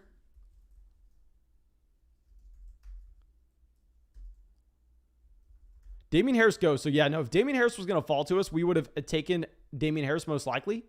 But now I think we just get two receivers I've been drafting a lot. And I know a lot of people are going to be screaming, Mason, you bum. You only have Aaron Jones. You only have Aaron Jones. Guys, trust me on this. Let's at least stick with me through the next 6 rounds, okay? Stick with me into the 14th round, and then we can reflect on these decisions and try to figure out if it was bad. But we're going to go Mike Williams and Will Fuller here. So far, our draft at receiver, we have Diggs, Godwin, Evans, Robbie Anderson, Mike Williams, Will Fuller. We have Aaron Jones at running back, and we have Lamar Jackson at quarterback. Okay, so I know a lot of people are going to be screaming how bad that is, but stick with me until the end, guys. Stick with me till the end. Okay, so now we have Waddle. And I'm telling you right now, we're going to see a ton of receivers go in this next round. I mean, I wouldn't be surprised at the 8th round, you have 10 of the 12 picks being receiver. You have Michael Thomas at the 804. Maybe I would consider going with the Thomas instead of a Fuller. That probably should have been something I gave more thought to, considering the fact that we are already loaded at the receiver position and we are trying to chase having that ceiling during the playoff stretch.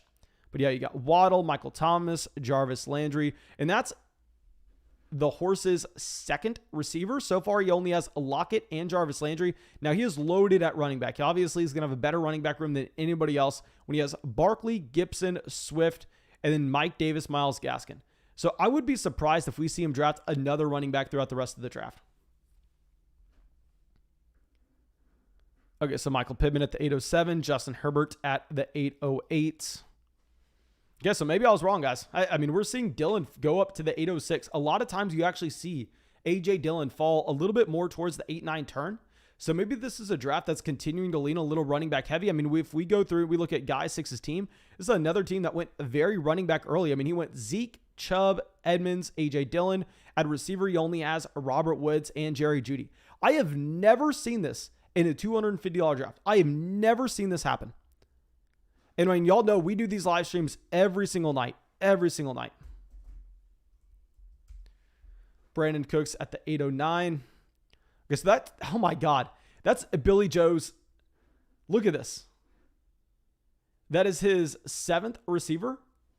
7th receiver, $250 draft. Adams, Brown, A-Rob, Deontay, Odell, Laviska, Cooks. Let's see what he does at the other positions later on.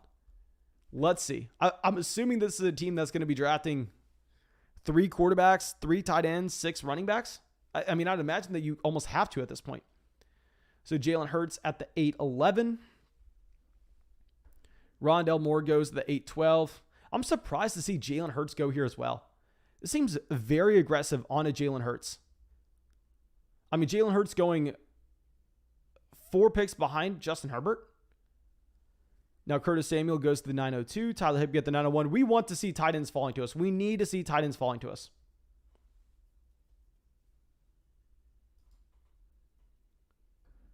Johnny says, Mason, when are you growing out that beard? Guys, I've been growing it out for a month now. What do you not tell? Can you not see? Is the lighting in here not good enough? I think y'all are trolling me. Y'all can clearly see the beard. Don't be rude to me, guys. Okay, so Ronald Jones goes at the 904. Okay, so that's Billy Joe's 2nd running back here. Darnell Mooney at the 905. Melvin Gordon going. Okay, so Derek takes Melvin. What? Let's pull this up right now. Okay, so guy 6. I'm assuming we're going to see this be... Oh my God. Imagine... I have to be quiet. I have to be quiet real quick. I can't continue to speak like this whenever we have real picks to be made with real money on the line.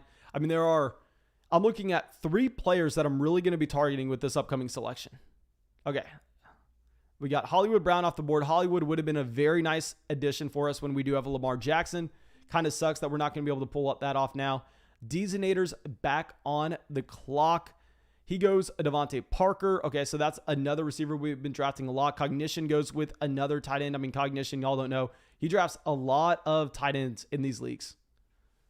Okay, so Robert Tonyan goes. Okay, so we're getting exactly what we wanted to fall back to us. We're going to get Zach Moss, and we're actually going to take Tom Brady here. Now, I didn't want to, of course, say this out loud, but we did have that stack where we have both Chris Godwin and Mike Evans. So I think it makes a lot of sense bringing Tom Brady into this team. Now, it is going to be worrisome when we don't get to go out there and just pick a tight end because we have both Goddard, Tonyan, and Noah Fant all going off right before us. So we're definitely going to have to roster a decent amount of tight ends on this team. We're going to have to roster 3 tight ends on this build, which of course is not that exciting, but so far this draft, I've honestly really liked. I mean, we have at receiver, Diggs, Godwin, Evans, Robbie, Williams, Fuller.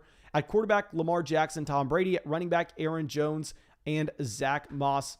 So I know a lot of people are probably going to say we're weak at running back, but guys, trust me, we're going to find running backs that we like later on. Okay, so now Russell Gage, Henry Ruggs. Derek says, Cog's team isn't terrible for the first time. Okay, so let's look at that team in a second, but I believe we have some donations we need to get to real quick. Okay, so we actually had, yes, a donation coming out from Micah. I'm hoping I say that name right. You know, I'm an idiot, so I apologize if I did not. It says, was at the 12th pick in an underdog best ball league. I got Diggs, Hopkins, Godwin, Evans, Sanders, Jacobs, Herbert, Logan Thomas. I figured 3 wide receiver is the best wide receiver in Tampa. Okay, my man, I will say that, my dude, this is exactly what I'm talking about with underdog fantasy. And then I think you have to look at the wide receiver craze and you have to look at these guys going earlier and earlier at the receiver position. And we have to go, okay, well, if they're going to go earlier and earlier, like when we're looking in this range and you have like a Marquez Callaway and a Marvin Jones getting drafted next to Joe Burrow, Trey Lance, I think we fight back by going receiver early and then getting the Josh Jacobs, the Miles Sanders at the 5-6 turn. That's why I have Josh Jacobs in so many of these leagues, because I think he has a great value in that range. Now you have Kenyon Drake at the 10.09. That's Billy Joe's 3rd running back on this roster. Okay, so Nick says, where does Gio usually go in these drafts? Gio was going in like the 13th round before the injury. And let's go and let's check out Cognition's team. Someone that I feel like usually just straight up comes in here and punts his $250 away. But so far in this draft, at running back, he has Eckler, Harris, Robinson, and that's going to be it. I think that this is probably his best team I've ever seen. Kyle Pitts at tight end. Y'all know I don't necessarily love Kyle Pitts there. It is what it is. And then he gets Kyler as an elite quarterback coming in. He has a decent amount of receivers with Smith, Corey Davis, Waddle, and Henry Ruggs. So yeah, I think this Cognition's probably best team, to be honest. At least from what I remember. Stafford goes to the 11. Okay, and a big thing is, guys, we want to see these quarterbacks going off the draft board. I mean, every time you see a purple square get loaded on there, considering we are done at the position with Tom Brady and Lamar Jackson, that is very good for us. That's very good for us.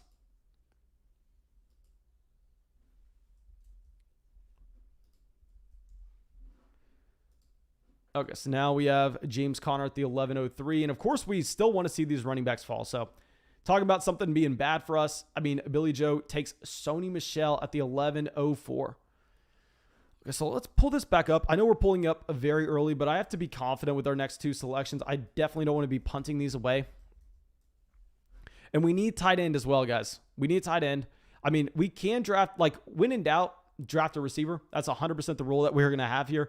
But at the same time, I mean, it wouldn't be that bad to get a tight end or a running back coming into this build. Okay, Emmanuel Sanders goes at the 11.07. Michael Carter goes at the 11.08 to the horse. I believe, like, that's his 6th running back so far in that build. So I want to say that team is probably dead. I think you're going to be so capped on what you can actually have from an overall ceiling perspective on that team that I'd imagine that team's probably dead. Designator's back on the clock. He has a very similar build to us. He's a little more balanced in that he does have Tannehill and Hawkinson as his standalone quarterback and tight end, whereas we actually have Lamar and Brady both at the quarterback position.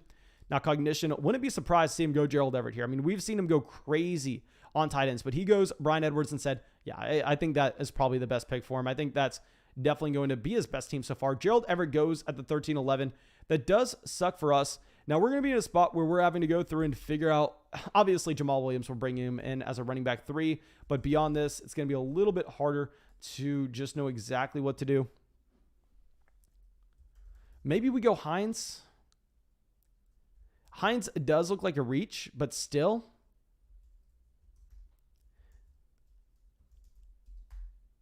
I think, yeah, we're probably going to go Jamal Williams, Nyheim Hines here. I mean, we kind of need to bring in running backs. Actually, Devin Singletary would be probably my pick over Nyheim Hines, to be honest. If it wasn't for us having a Zach Moss, I still kind of want to go Singletary. You know what? Instead, we don't have a tight end. We're going to go Jonnu Smith as our first tight end. I think Jonnu, you have to bump him up considerably. You have to bump Jonnu up considerably now that we do have Mac Jones as the starting quarterback.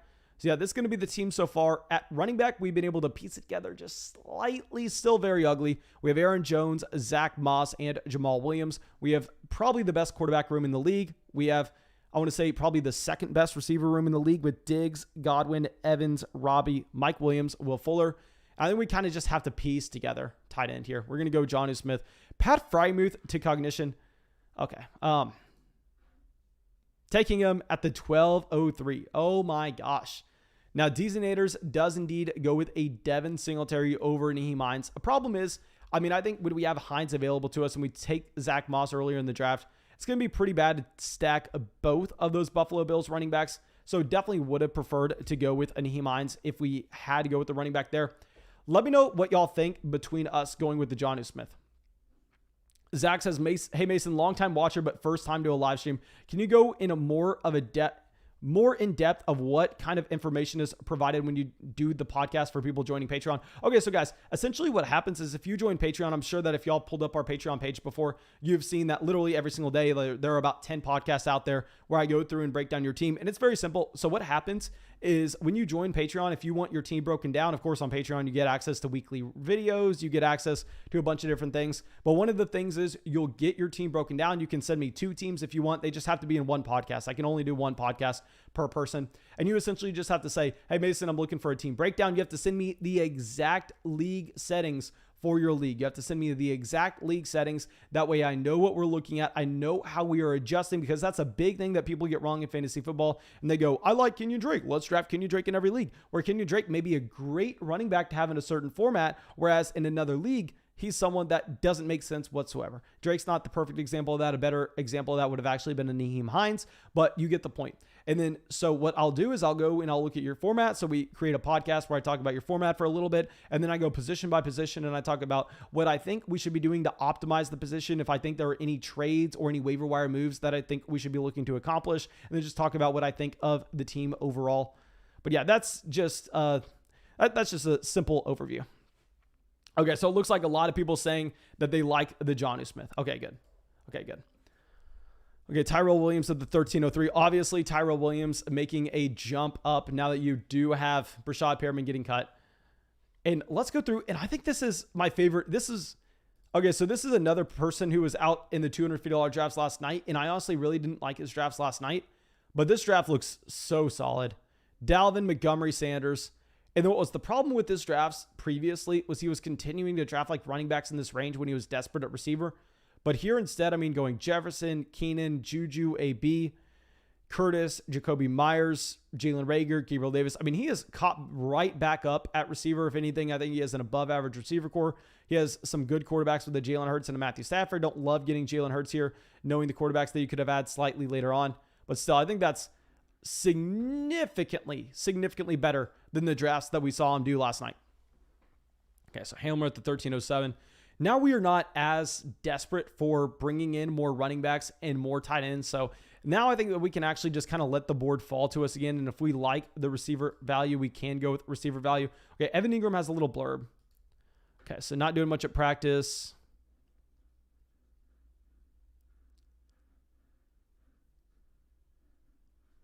Okay, so it looks like Evan Ingram's just essentially maybe doubtful for week 1. That's going to be my takeaway from that. Okay, so let's move this back up. James White going at the 13:09. I hate when Deezinators gets in these leagues. Obviously, we're not looking QB. Okay, so now when we have 6 receivers, I need to be quiet just for a little bit, but we're actually going to accomplish something here that I think is pretty cool.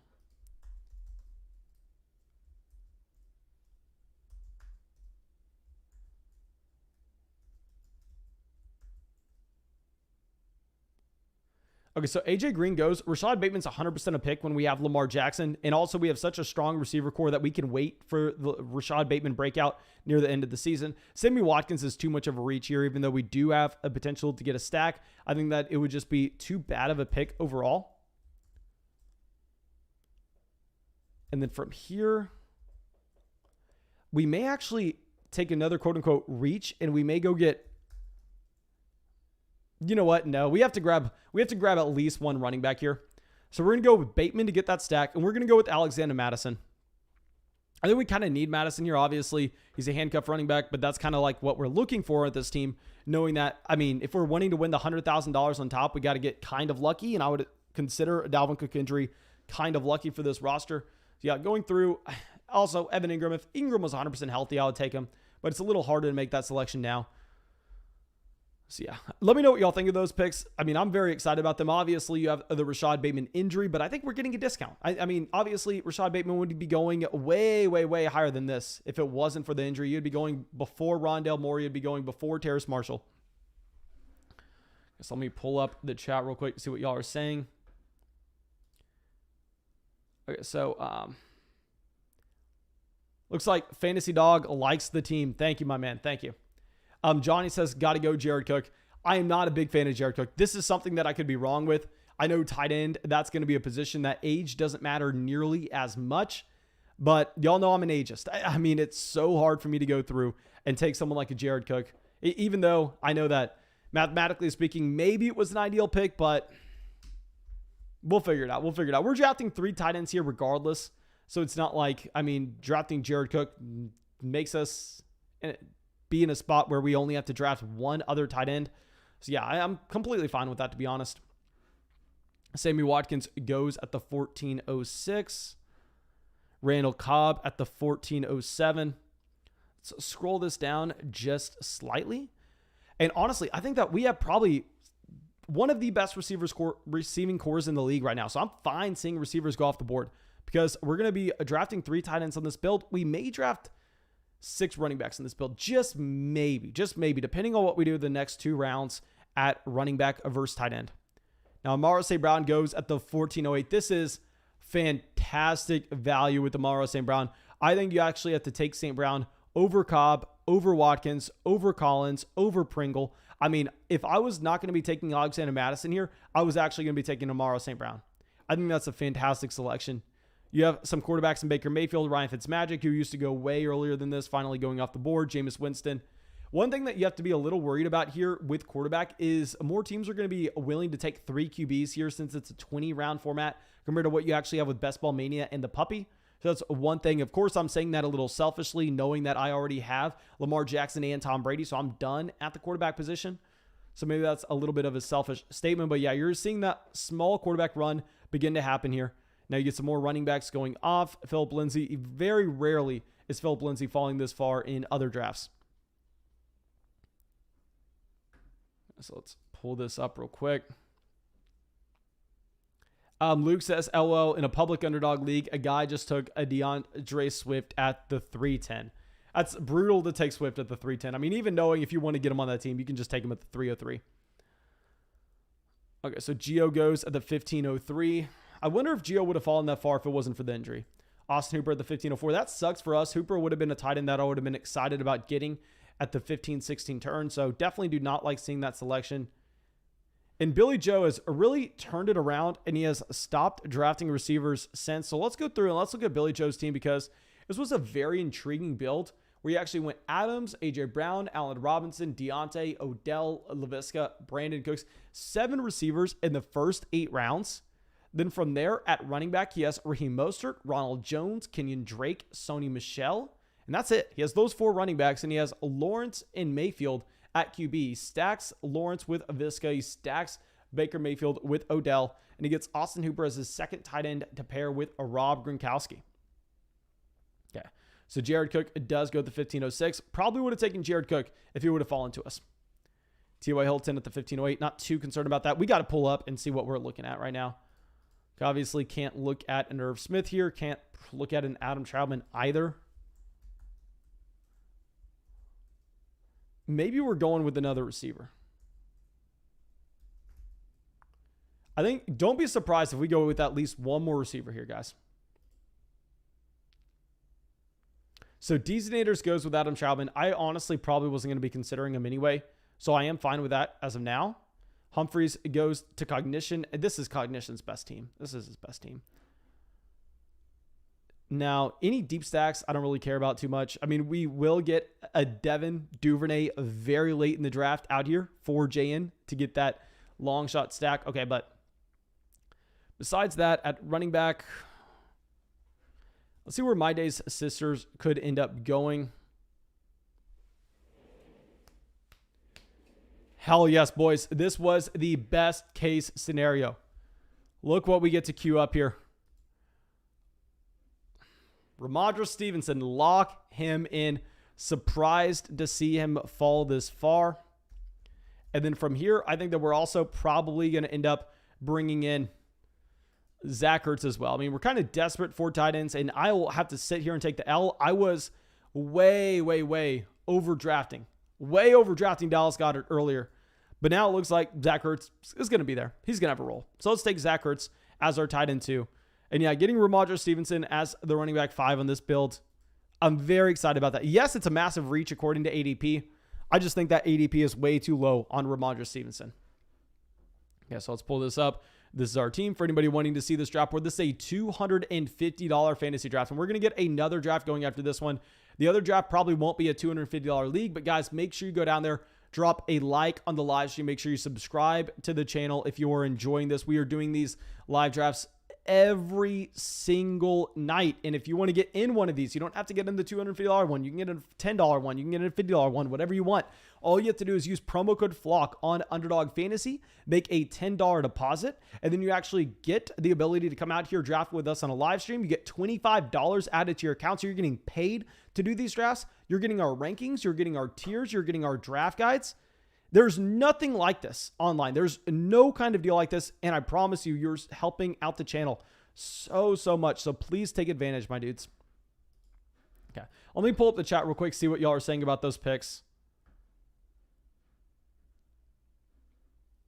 Okay, so let's go through, and Peyton says, I had a vote on No You Ugly, then I liked it. My man, thank you.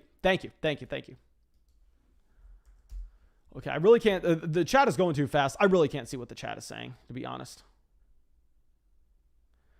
Okay, we'll just go through and we'll just continue to look at this draft. Chuba Hubbard goes the 1609, as well as Tyson Williams, who you very rarely see falling to the 16th round. Now Tevin Coleman at the 1611. And honestly, when we have 5 running backs here, I'm kind of fine seeing these running backs go. Like, we'll take another running back if we think that it's an absurd value, but we don't need to. I mean, we don't need to take a running back. We'll probably take one more. We'll probably take one more tight end and then get 2 more receivers onto this build, even though I know a lot of people will be screaming at us to just take receivers from here on out. Mac Jones going at the 1612. Really like that pick, as Mac Jones may be a quarterback that's not owned everywhere in this format. Okay. I see a lot of people saying that they want a 50. A lot of people saying they want a $10 draft. We'll go through, and what we'll do is we'll get a $10 draft going instead of a 50. That way, hopefully, maybe another draft tonight, just in case we get a lot of people out here on a Friday night. Just in case we want to party, maybe we'll get another 250 going. Maybe, just maybe. I can't promise it, but let's do a $10 draft just so I can save the $50. And that way I can go through and hopefully use that in a 250, because I'm trying to chase this overlay on Underdog. I think Underdog may have to be pumping money into this contest. Okay. Donovan Peoples-Jones at the 1703. Eric Ebron goes to the 1708. Okay, so Billy Joel goes with his 3rd tight end there. Okay, so I'm assuming that most teams are going to be done drafting tight ends pretty soon. Rashad Penny goes at the 1705. Deshaun Jackson. Actually, I accidentally autoed Deshaun Jackson earlier in a public league. I mean, you have Sam Darnold falling this far. Very surprised to see Darnold. Perriman obviously can't draft anymore. Darrington Evans went on the IR. Derek Carr. I got sniped on Derek Carr earlier whenever I drafted a team that had Darren Waller and I believe Bryan Edwards and Josh Jacobs all on the same roster. Okay, so now from here, I think that we're actually probably going to end up maybe going Slayton. No, I don't think we can do that now. See, Carson Wentz goes to the 1709 by Deeznators. I've drafted Carson Wentz in so many of these leagues. Obviously, seeing quarterbacks go off the board does help us, though. Okay, so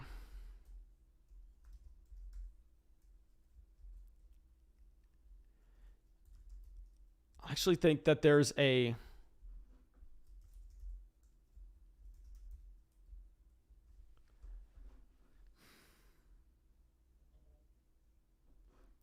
I think we actually go Ty Johnson here. We may be going with Ty Johnson for one of these picks. He would be our last running back we would get here. We're going to go Ty Johnson. And then I think our other pick may be Hunter Renfrow. Because Hunter Renfrow, I think he wasn't drafted in that many of these contests. You know what? Actually, from here, I think we may need to draft another tight end. We may end up going with Jarwin. Just knowing that we're desperate for tight end production at this point. We're going to go with Blake Jarwin instead. And then our last 2 rounds will end up being receiver. I know a lot of people probably hate seeing us go 6 running backs with this build. But I think when we waited as long as we actually... I think if you're going to come in and you're going to tell me in the live chat, I'm not looking at the chat right now, but I think anybody who tells me in the chat that Ty Johnson was a bad pick and I should have gone with the receiver there, I'm going to agree with you. I think that was a bad pick. I agree with you. I'm just thinking that at receiver, we are loaded enough with Diggs, Godwin, Evans, Robbie Anderson, Mike Williams, Will Fuller, Rashad Bateman, and then whoever we draft here. I think that maybe just getting to the fantasy football playoffs may be advantageous, and I think we do want 6 running backs for that. So, okay, let me go through it. Let me make sure that the chat is on subscriber only because it is getting very hard to get. Okay, the chat's on subscriber only, guys. What I may do is do slow mode. Okay, so we're going to do slow mode on the chat where you have to spacing out messages every 30 seconds because I don't know if people are going through and double typing those messages or something, but they're flying way too fast. Okay, so Salvador Ahmad goes to the 1804. Yeah, fine with him going. Now at this point, we need to see running backs getting off this board. We need to see running backs starting to get drafted. Now from here, we're only receivers. So every receiver that we see, every little orange box is pretty tough. But this is a $250 draft. So let me go through and show out the entire draft board for anybody just now coming into the live draft. Please, guys, make sure you go down, drop a like on the live stream. It helps us out so much. Subscribe to the channel if you have not already for whatever reason. Of course, you can pause it. You can take a screenshot, whatever you're trying to do. Okay, so that's the 16th. And then from here, pull this up. Okay, so we got some running backs going. Thank God. Thank God. Okay, Wayne Gallman at the 1809. Let me know if y'all think Wayne Gallman is a decent pick here. Obviously getting picked up by Atlanta. If Gallman were to do anything, you're like the only team in the entire contest with Wayne Gallman. Dan Arnold goes to the 1811. That would have been the other tight end we would have potentially considered instead of a Blake Jarwin. Tyron Johnson at the 1812. James Washington at the 1901.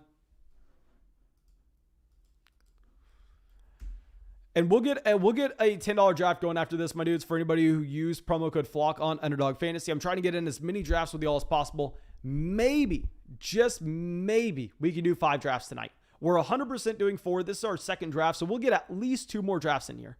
Maybe we can get 5. Let's try to set a goal right now. How many likes in the live stream for us to get 5 drafts going? It has to be a ridiculous amount, my dudes. It has. Let me see on my phone real quick exactly how many likes we are having.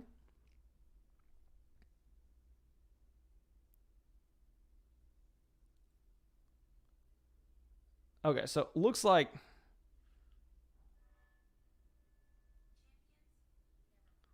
we have almost 300 likes in the live stream. So let's say if we get, actually, we'll set that later on. We'll set that later on. Instead, let's focus in on this because we need receivers. We can't take Perriman. We can't take Brown. Okay, the horse here took 7. Oh, this team is dead. They went Barkley, Gibson, Swift, Davis, Gaskin, Carter, David Johnson. That team is dead, and they end up getting their 3rd QB in here. At receiver, they only have Lockett, Jarvis, Hollywood. Yeah, that team punted away $250. I promise you that team is dead. Like, that team has a worse chance of winning than what you actually had with the other team that ended up exclusively drafting receivers through the first part of the draft. Okay. My Day's Sisters is on the clock. They went very thin at running back. Maybe they go with a third quarterback. They have Rodgers, Tua, and Teddy Bridgewater. So here we're 100% taking Hunter Renfrow. That's not even a question. Now, beyond that, I think that all these receivers are such dart throws that Quintez Cephas is probably the best option, to be honest. But Devin Duvernay would be someone that nobody at all is drafting. And at the same time, we would get a stack in there with Lamar Jackson. So I don't necessarily know exactly. Trying to figure out. Okay, so far on this team, we have Brady, Lamar. At running back, we have Aaron Jones, Zach Moss, Jamal Williams, Alexander Madison, Ramondre Stevenson, Ty Johnson. At receiver, we have Diggs, Godwin, Evans, Robbie, Mike Williams, Will Fuller, Rashad Bateman, Hunter Renfrow. Oh, this is tough. Let's just take Quintez Cephas.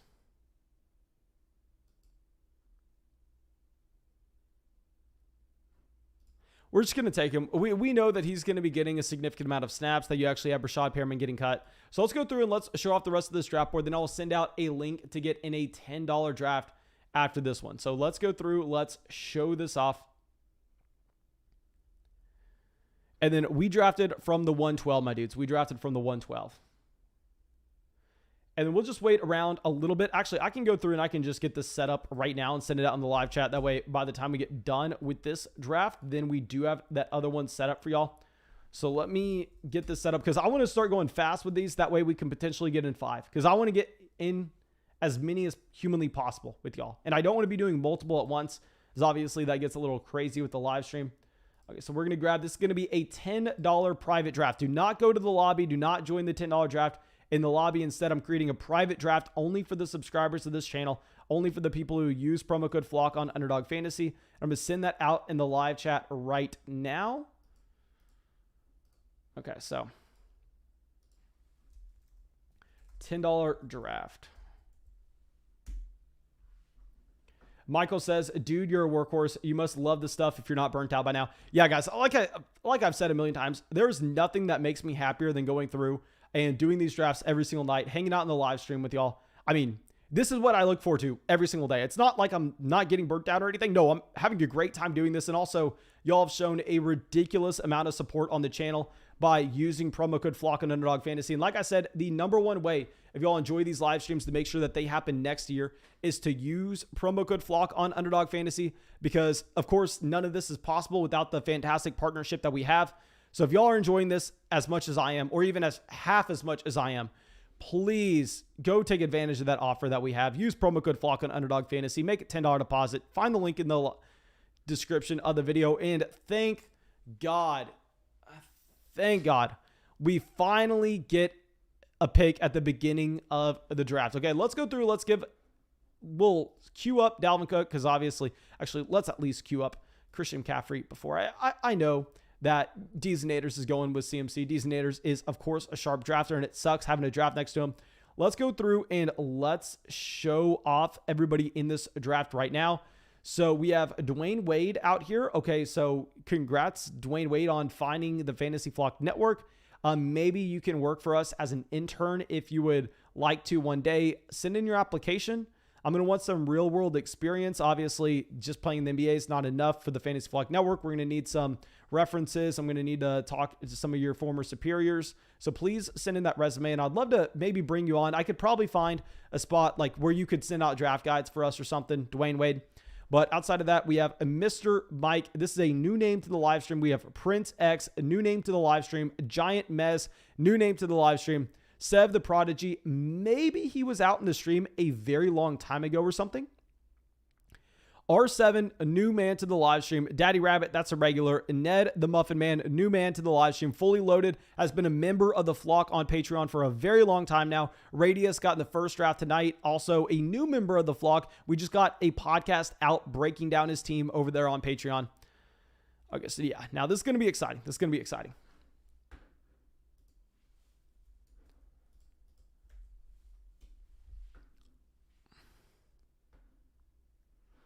Okay, so Derrick Henry at the 106, Ezekiel at the 105.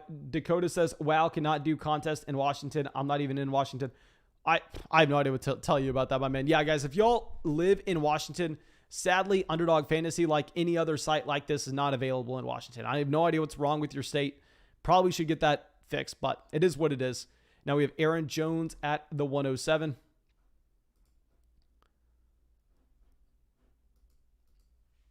At this point, I mean, you know what we're trying to do in the second round. Y'all know exactly who we want to fall back to us. I doubt it ends up happening, but it would be cool nonetheless. Maybe there's a tiny chance. Maybe there's a tiny chance. Now, Barkley at the 108, Kelsey at the 109. Okay, come on. Come on. Tyreek. Kelsey at the 109. That's a cheat code in this format. To get Travis Kelsey falling to you at the 109, I mean, Daddy Rabbit here has to be crazy happy for that. William coming out with a ridiculous donation. Thank you, my dude. Thank you. I'm putting that donation towards our next $250 draft. Thank you, my man.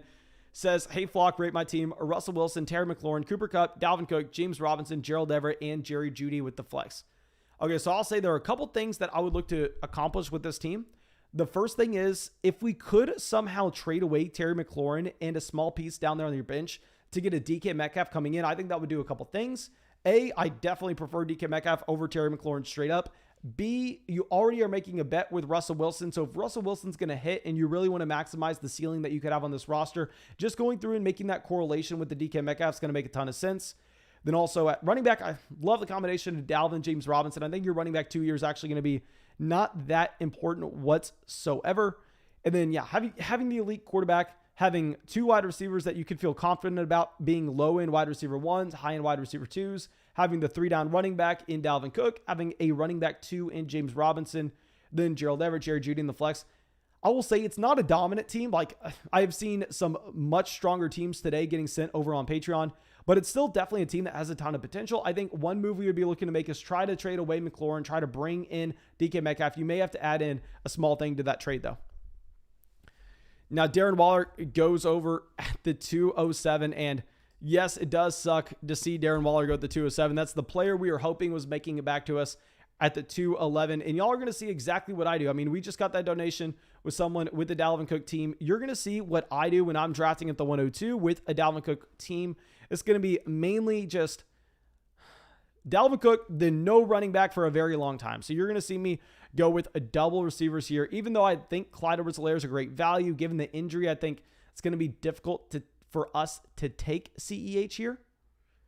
Actually, I forgot. We're not drafting at the turn. We're actually having to wait a little bit.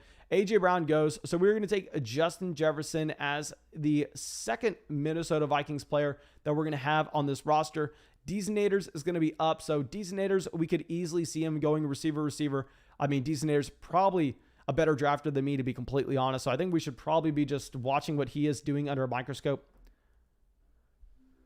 Okay, Roosevelt coming out with a donation. Thank you, my man. Says, rate my team: Higgins, Cook, Murray, Godwin, Hawkinson, Mixon, Jefferson.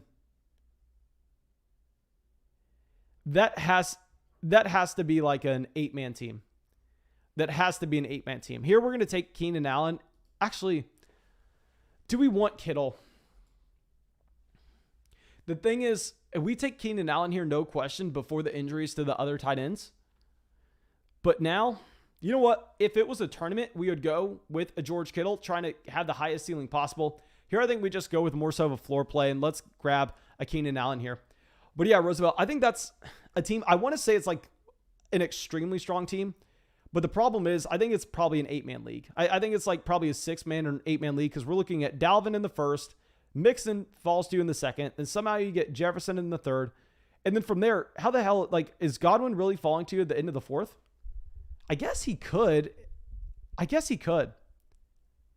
a very strong, if that's a 10-man or a 12-man league, I really like that team. Yeah. So we go Keenan Allen over George Kittle. Prince decides to go with the 2 stud receivers and then gets Kittle in the third round. I mean, I will say that it's tough passing on Kittle. It's tough passing on that elite tight end. I'm trying to get as many as I possibly can just so we can avoid the gross tight ends later on in the draft. But at the same time, I mean, I do want Keenan Allen on a decent amount of teams this year. I do want Keenan Allen in a lot of spots. Okay, so Clyde Edwards-Helaire at the 305. So we have a Giants mez coming in with 3 running backs to start. And honestly, I'm fine with it. I mean, I'm fine going Zeke at the 105. I honestly love going Mixon at the 208. And I love going Clyde Edwards-Helaire at the 305. I think once you have the Keenan Allen tier receiver going off, I think that Clyde Edwards-Helaire also George Kittle going off, I think CEH is the best player available. So going 3 running backs, I don't know if they had the strategy coming into the draft or they're just taking best player available, and that has been the running back position so far. Roosevelt coming out with another donation and clarifying that it's a 10-team PPR.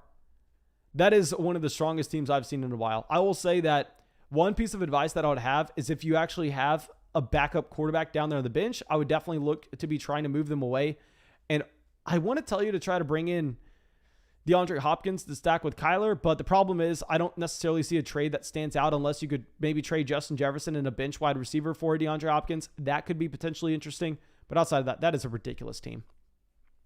Okay, so Daddy Rabbit going David Montgomery at the 309. Okay, very rarely are you now seeing David Montgomery going ahead of the Amari Cooper and the Cooper Kupp. So intriguing to see Montgomery go. We have 2 teams that have yet to take a receiver. We have a team that has yet to take in a running back. I'm assuming maybe we get them coming with a Chris Carson in the early 4th. They could also go with a James Robinson as well. It's going to be interesting to see what they do with this next pick. Julio goes to the 401. So I guess when Julio's off the board, you could still go DJ Moore if you really wanted a receiver here. They could go a couple different directions. They go Chris Carson. Okay. Let me know, do y'all prefer Chris Carson or James Robinson this year? I have James Robinson higher in my rankings. I think I actually prefer James Robinson slightly more. And also, guys, if you have yet to go down there and drop a like on the live stream, and more importantly, subscribe to the channel, fix your life. We live stream every single night, real money fantasy drafts. We have Max and Seth's adventure both coming out here subscribing. Thank you so much for joining the flock and subscribing, my dudes. I promise you, you made a fantastic decision. Okay, Mike Evans at the 404. I'll say I like this Mike Evans value. Y'all know I said Mike Evans was a receiver that we weren't drafting at all previously. But a big reason we weren't drafting Mike Evans at all is given the fact that he used to be going before Amari. He used to be going before Kupp. He used to be going before Chris Godwin. And in that range, I can never consider him. But now all of a sudden, if you're getting with the 404 as your first receiver, I think it's a perfectly fine pick. DJ Moore goes to the 405. Oh my God, we're probably going to be put in a tough spot here. We may go through and do something that I haven't done yet from this kind of draft position. But like I said, guys, when we get to this range in the draft, it's no man's land. There are very, very few bad picks when you're in this range of the draft. At least, obviously not here when you can still get a James Robinson and T. Higgins, but we're going to be talking about the end of the 4th throughout the entire 5th round. This is where it gets really tough. Okay, so let's pull this up right now. Kyle Pitts. Y'all know I'm not a massive fan of Kyle Pitts. Now, see where Mr. Mike decides to go.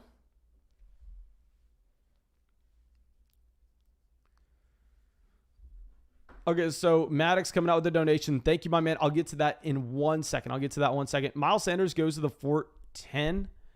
Here's my thought process. Actually, we're not going to do it. My initial thought process was, what if we take Lamar Jackson and Mark Andrews here and we just lock in that stack? Yes, we're reaching on it, but like I said, there's really no such thing as a bad pick.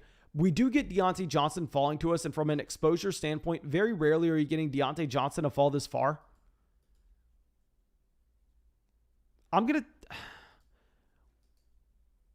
Okay, we barely got that in. We're going to take Deontay Johnson. I almost considered Adam Thielen, but when we already have Dalvin and Jefferson, well, okay, so Decenators goes and he gets Lamar and Andrews. He takes exactly what we were kind of thinking about doing.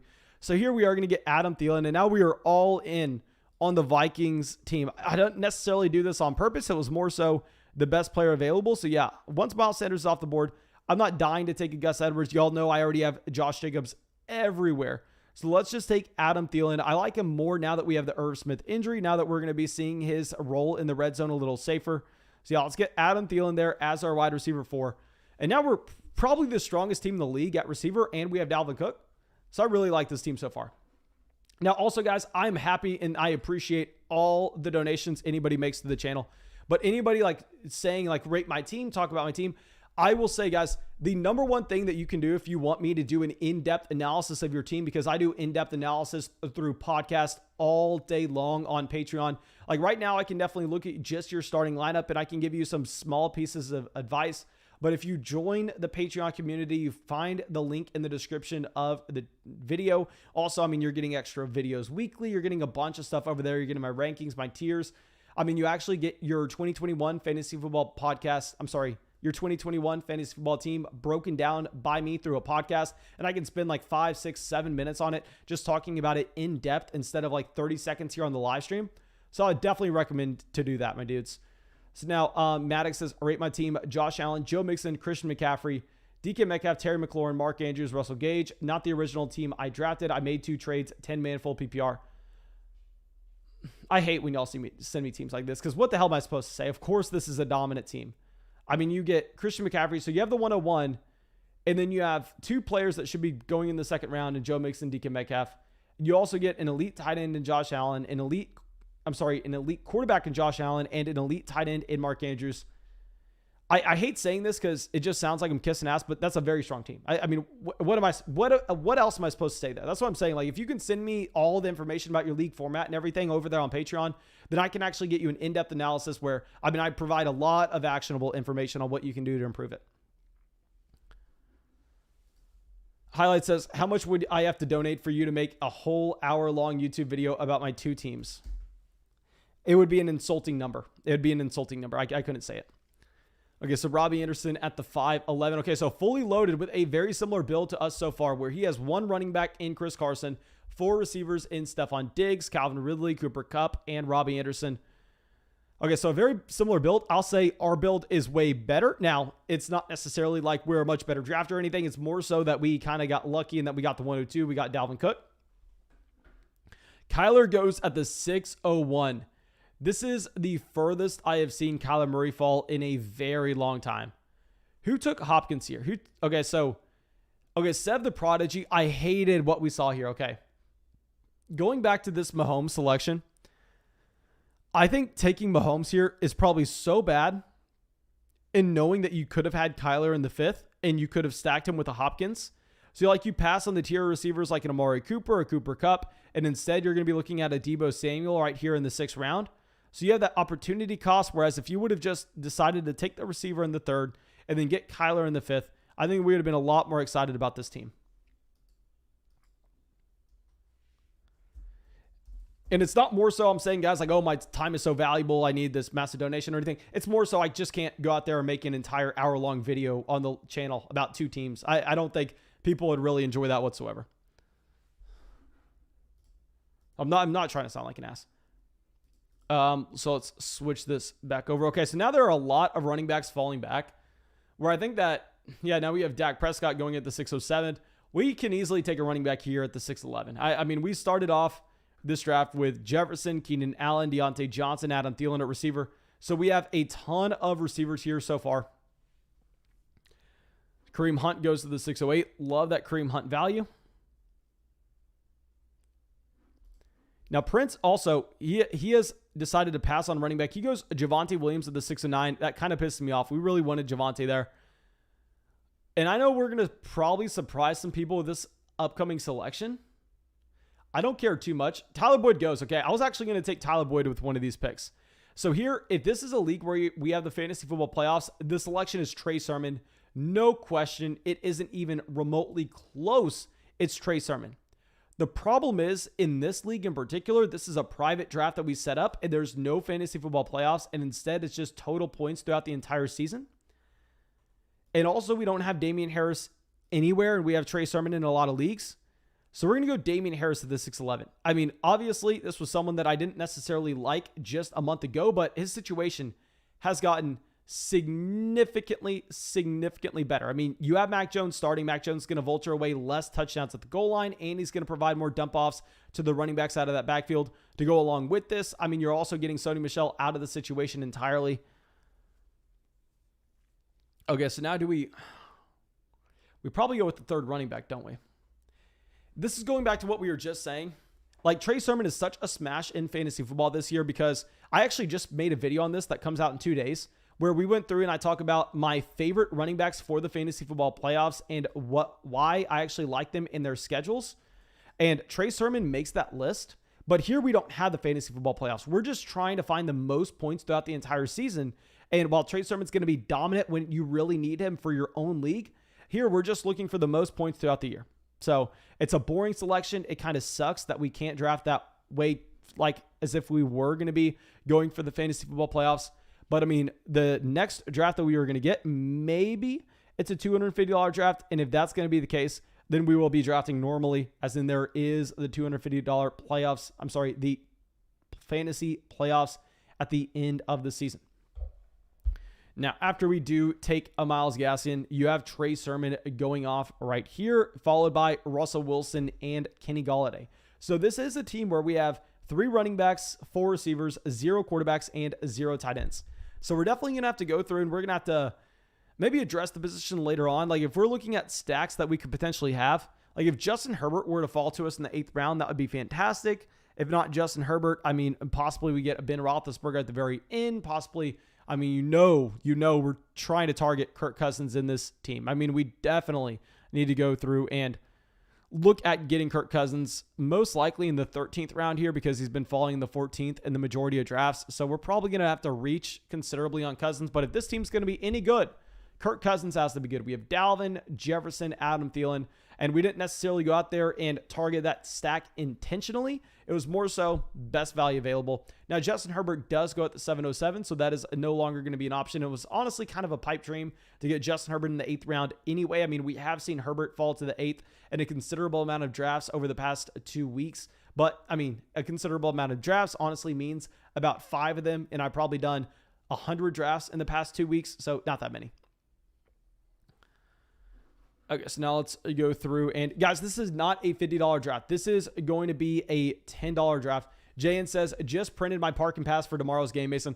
Guys, JN's getting to go to the UT game tomorrow, the opening day kickoff, and got the season pass. I am excited for you, JN. Definitely shoot me a picture. You have to send me multiple pictures from the stadium. My dude, send me multiple pictures. Now, Logan Thomas goes at the 711. Mike Williams at the 712. Party Till Shot says, yo, Mason, I'm about to eat Burger King. Great minds think alike.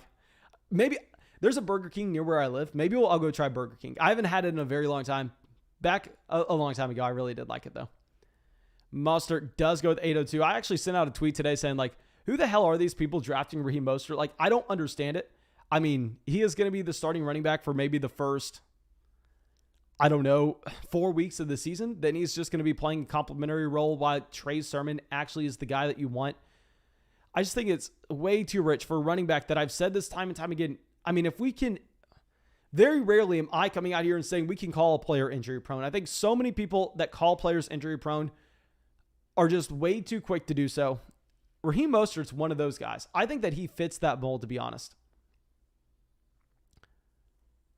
Okay, so Tyler Higbee goes to the 804. Okay, so a couple developments here. If we're looking at this, this is a quote-unquote reach on a Tyler Higbee, and this is the team that took Kelsey.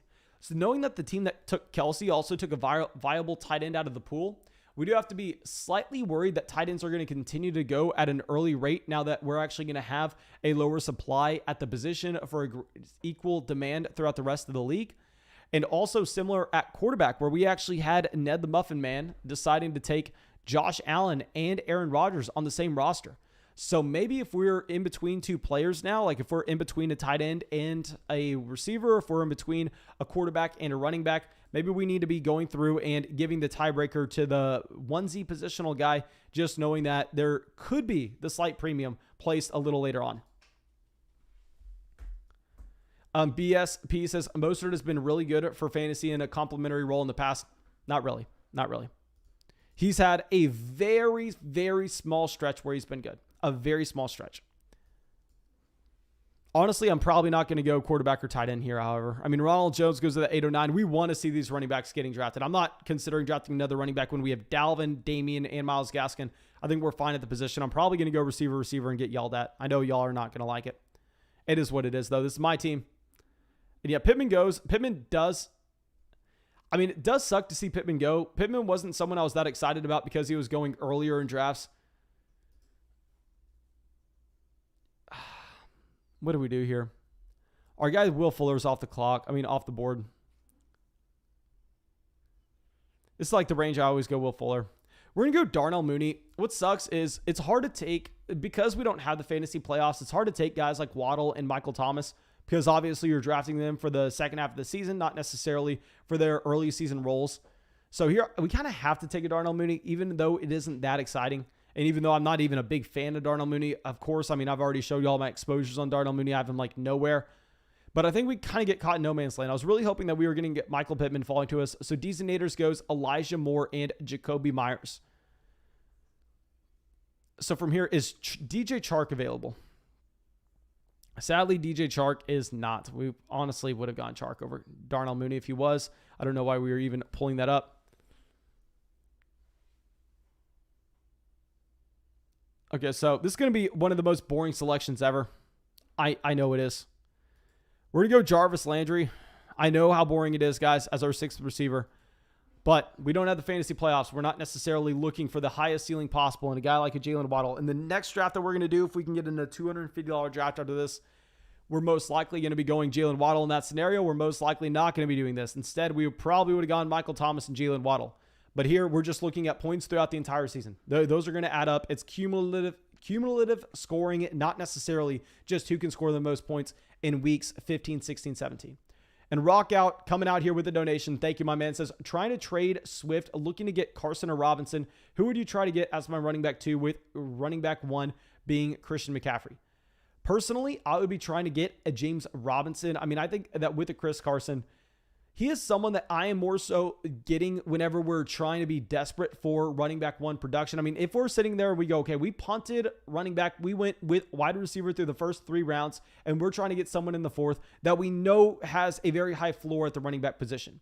Your guy for that's going to be a Chris Carson, because we have seen Chris Carson over the past 3 years now be a high-end running back 2 in fantasy at the very minimum. I mean, I guess you could say in some years he's been a mid running back 2, but at least you kind of know what you're getting there. And with the James Robinson, however, I think James Robinson, the floor could be slightly lower with the new coaching staff coming in. I know that everybody wants to think that they're an NFL coach and they know exactly what NFL coaches are going to do. I mean, Urban Meyer has not shown me that we know how to predict him so far. So I would say there's a slightly, like a tiny bit of a lower floor with the James Robinson. But when you have Christian McCaffrey, you're just shooting for upside. You're just shooting for upside. I think James Robinson has a much higher ceiling than what you actually had with a Chris Carson. So I'm going to go Robinson.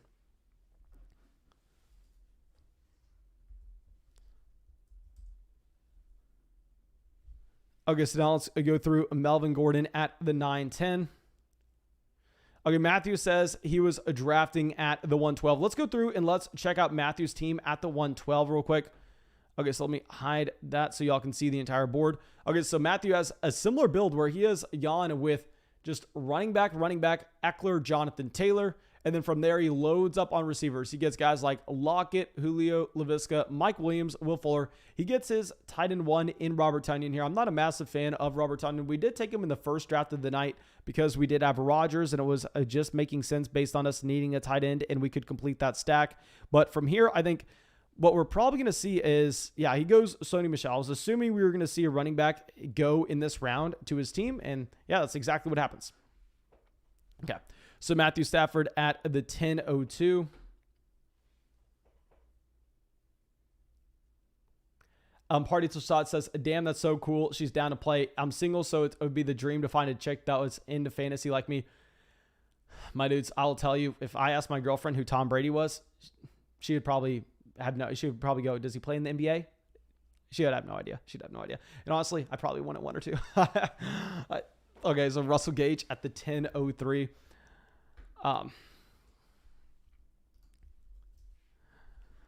Now, honestly, I'm kind of hoping receivers go off because we are so loaded at receiver at this point that I think we would be fine going QB. We would be fine going tight end. We'd be fine going running back.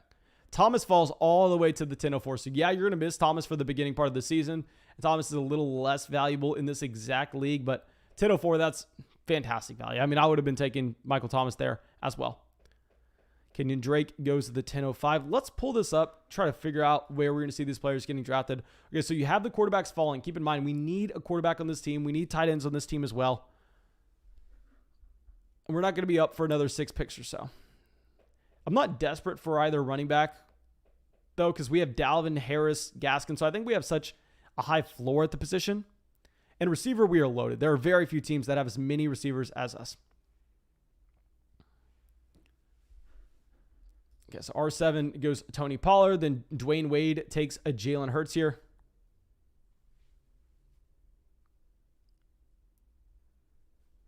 Okay, come on. If we're talking about stacks, at quarterback, there aren't necessarily that many intriguing stacks. Justin Fields is not someone I'm drafting that much at all in this format. I mean, it doesn't matter who we've already drafted on this team. I don't care if I have Allen Robinson and Darnell Mooney. Out of principle, I have to draft Trey Lance over Justin Fields. We may be taking... A big thing here is, I mean, I'm taking Trey Lance here every single time if we have the playoffs, but we don't have the playoffs. And Lance goes anyway. So we may be taking Tannehill. Tannehill goes. Okay, so we're not taking a quarterback. I'm not taking Justin Fields.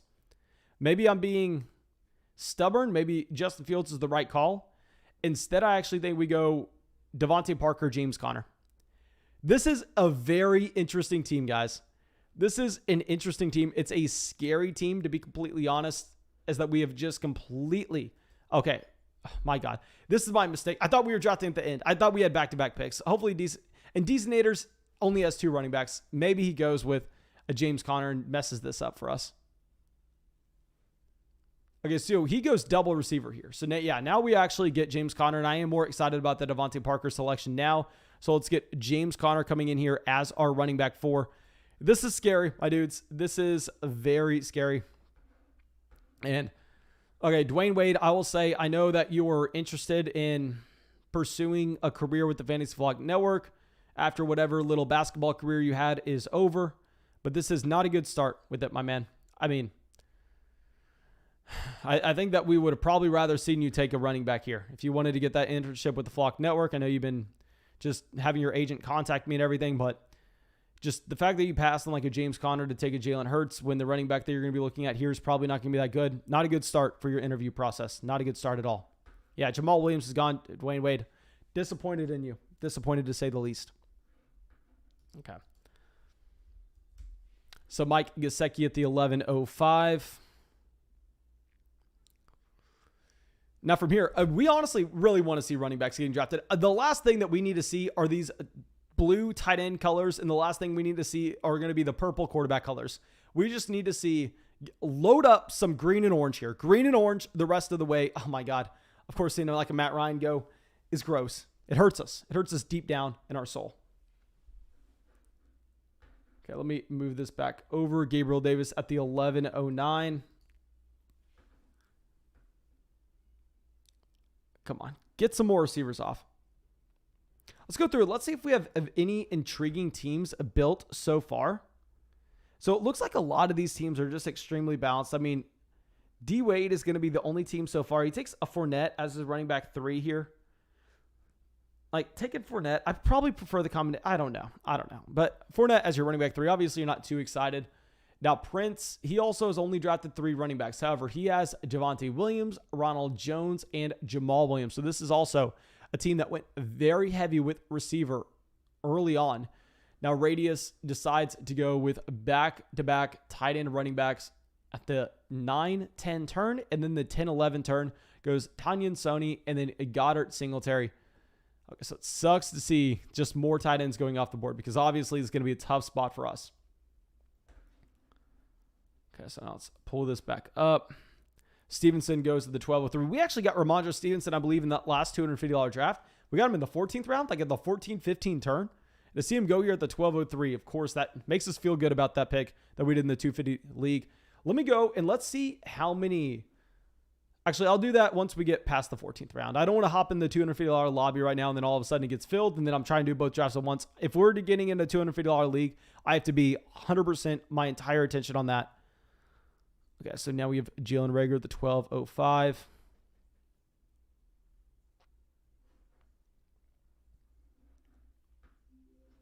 We have Jaggy subscribing to the channel. Donating to the channel. Says, how much caffeine do you consume? Be honest. Okay, so completely honest.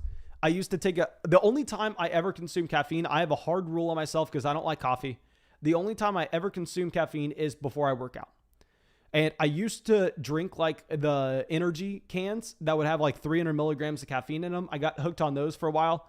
But honestly, because I go and work out very early in the morning, and whenever I drink those at like 2, 3 p.m., I just feel so bad. Like I don't even know how to describe it. I just feel horrible. Like you're not even like sick to my stomach. Like mentally, I just feel so bad. So I had to cut myself off. So now I found like this little caffeine pack that just has like 80 milligrams of caffeine. And also to go along with it, it has like B12 vitamins and stuff. So that's what I take. Okay, so Gerald Everett at the 1208. Now we have Prince X6 here. So tight end, I can't take Gronk. I can't take Komet. I can't take Ingram here. Am I being just too stubborn? Emmanuel Sanders goes to the 1209. Gerald Everett going. If Everett would have fallen to us at the 1211, that would have been perfect.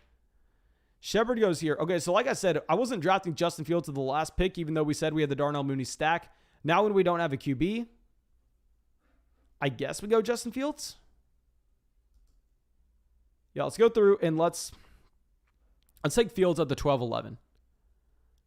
Deasinators, maybe he goes running back. He has CMC, Chase Edmonds, and he has 7 receivers. He has an elite quarterback and an elite tight end.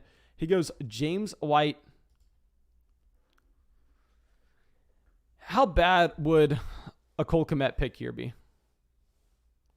I'm just so stubborn, to be honest. Okay, so with Gronk going off the board, like who else are we taking?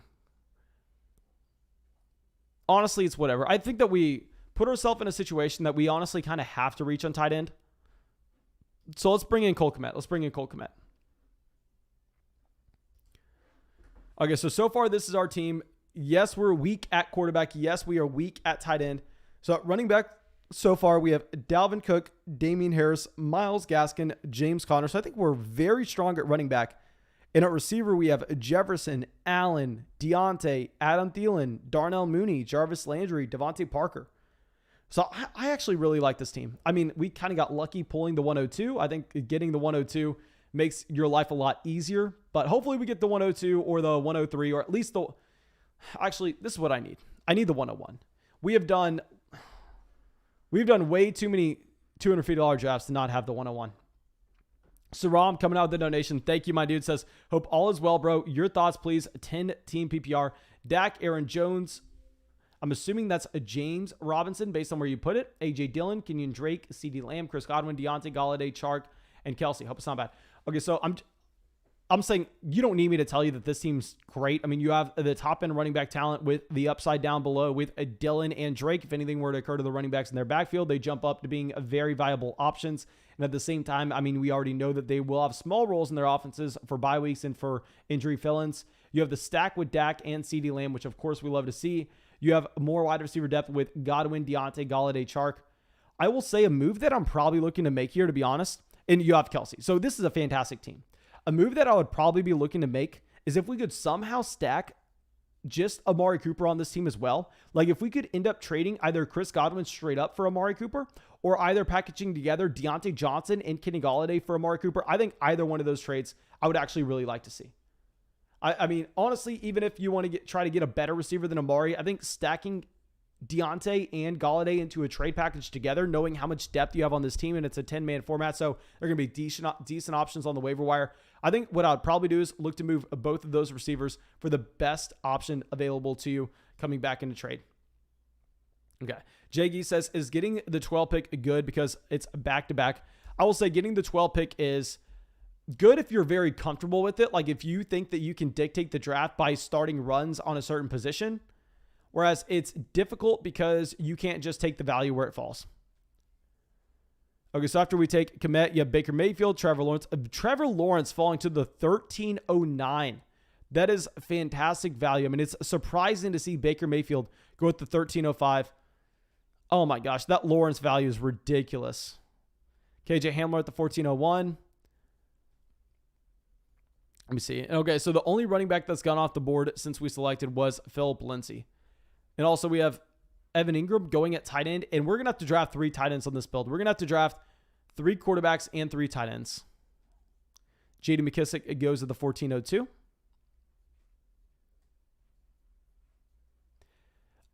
Steven says, what % of drafts have you gotten the 101 in? I can give you I can give you an exact number on that if you're asking me for my underdog drafts in 2021, because obviously I can just look at my Christian McCaffrey exposure, and it is going to be an embarrassing amount. Okay, so in all of the $250 drafts that I have done, I have gotten the 101 in zero drafts. Not a great situation. Not a great situation to say the least. We've gotten the 102 twice, which is maybe even 3 times we've gotten the 102. But in all other drafts, so essentially I'm going to tell you right now, out of a total about 175 drafts I've done, I've gotten CMC in about 6% of them. And what's very bad about it is I have them with $120 a total entry fees. So I'm probably getting them a lot in like the $5 drafts. Like that is not good at all. That is not good. I'm not getting the 101 that often, and I'm not getting it in the high stakes leagues. Which sucks. Now, perfect scenario. Kirk Cousins, lock him in. We get the triple stack. Dalvin, Jefferson, Thielen, Kirk Cousins. I mean, this team is pretty much the Minnesota Vikings team. Do the Vikings perform well this upcoming season? If they do, then hell yeah. I mean, we have a dominant roster. If not, then, the team's toast anyway. Okay, so Deezinators goes with a Zach Wilson at the 14-12. And from here, I'll tell you we're drafting a tight end. Now, between Jared Cook and Austin Hooper, I know a lot of people want to say Jared Cook. And to be honest, you may be right. Jared Cook may be a better play. Personally, I can't do it. I have what is called a hate for old men. Jared Cook is in that bucket. Too old for my liking. I know that analysis is horrible. In reality, Jared Cook hasn't been that great with Drew Brees over the past few years in New Orleans with not that much target competition in the offense. So instead, we're just going to go with the Hooper here. I know it's tough. It is what it is. If you have a very good argument for Jared Cook, let me know it down below. Saram coming out with another donation. Thank you again so much, my dude. And then Jeff coming out with one says, rate my Superflex 10-teamer, Dak, Rodgers, Kamara, Davis, Hill, Woods, Higgins, Jonnu, AB, or Brandon Cooks to the flex.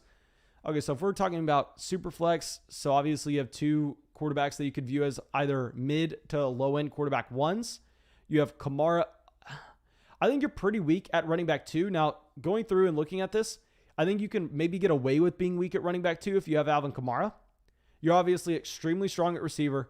You're to the point at receiver that I think I may be willing to go out and try to upgrade your tight end position.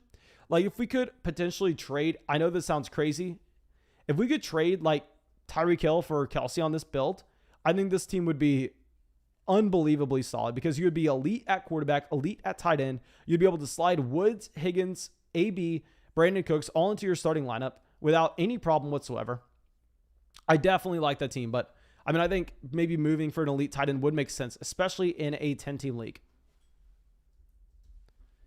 Okay, now let's move this over here. Deshaun Jackson going to the 1508, a pick that I still can't get behind. So Rom coming out with another donation says, we'll definitely look to get a better receiver using Deontay and Galladay. I got a trade proposal to give up Kelsey, Godwin, and Drake for Fant, Hopkins, and Keenan. Okay, so I will say that with this trade in particular, I definitely prefer the Kelsey side. I don't know what side you're... Yeah, no, you have Travis Kelsey on this team. Keep Travis Kelsey, please.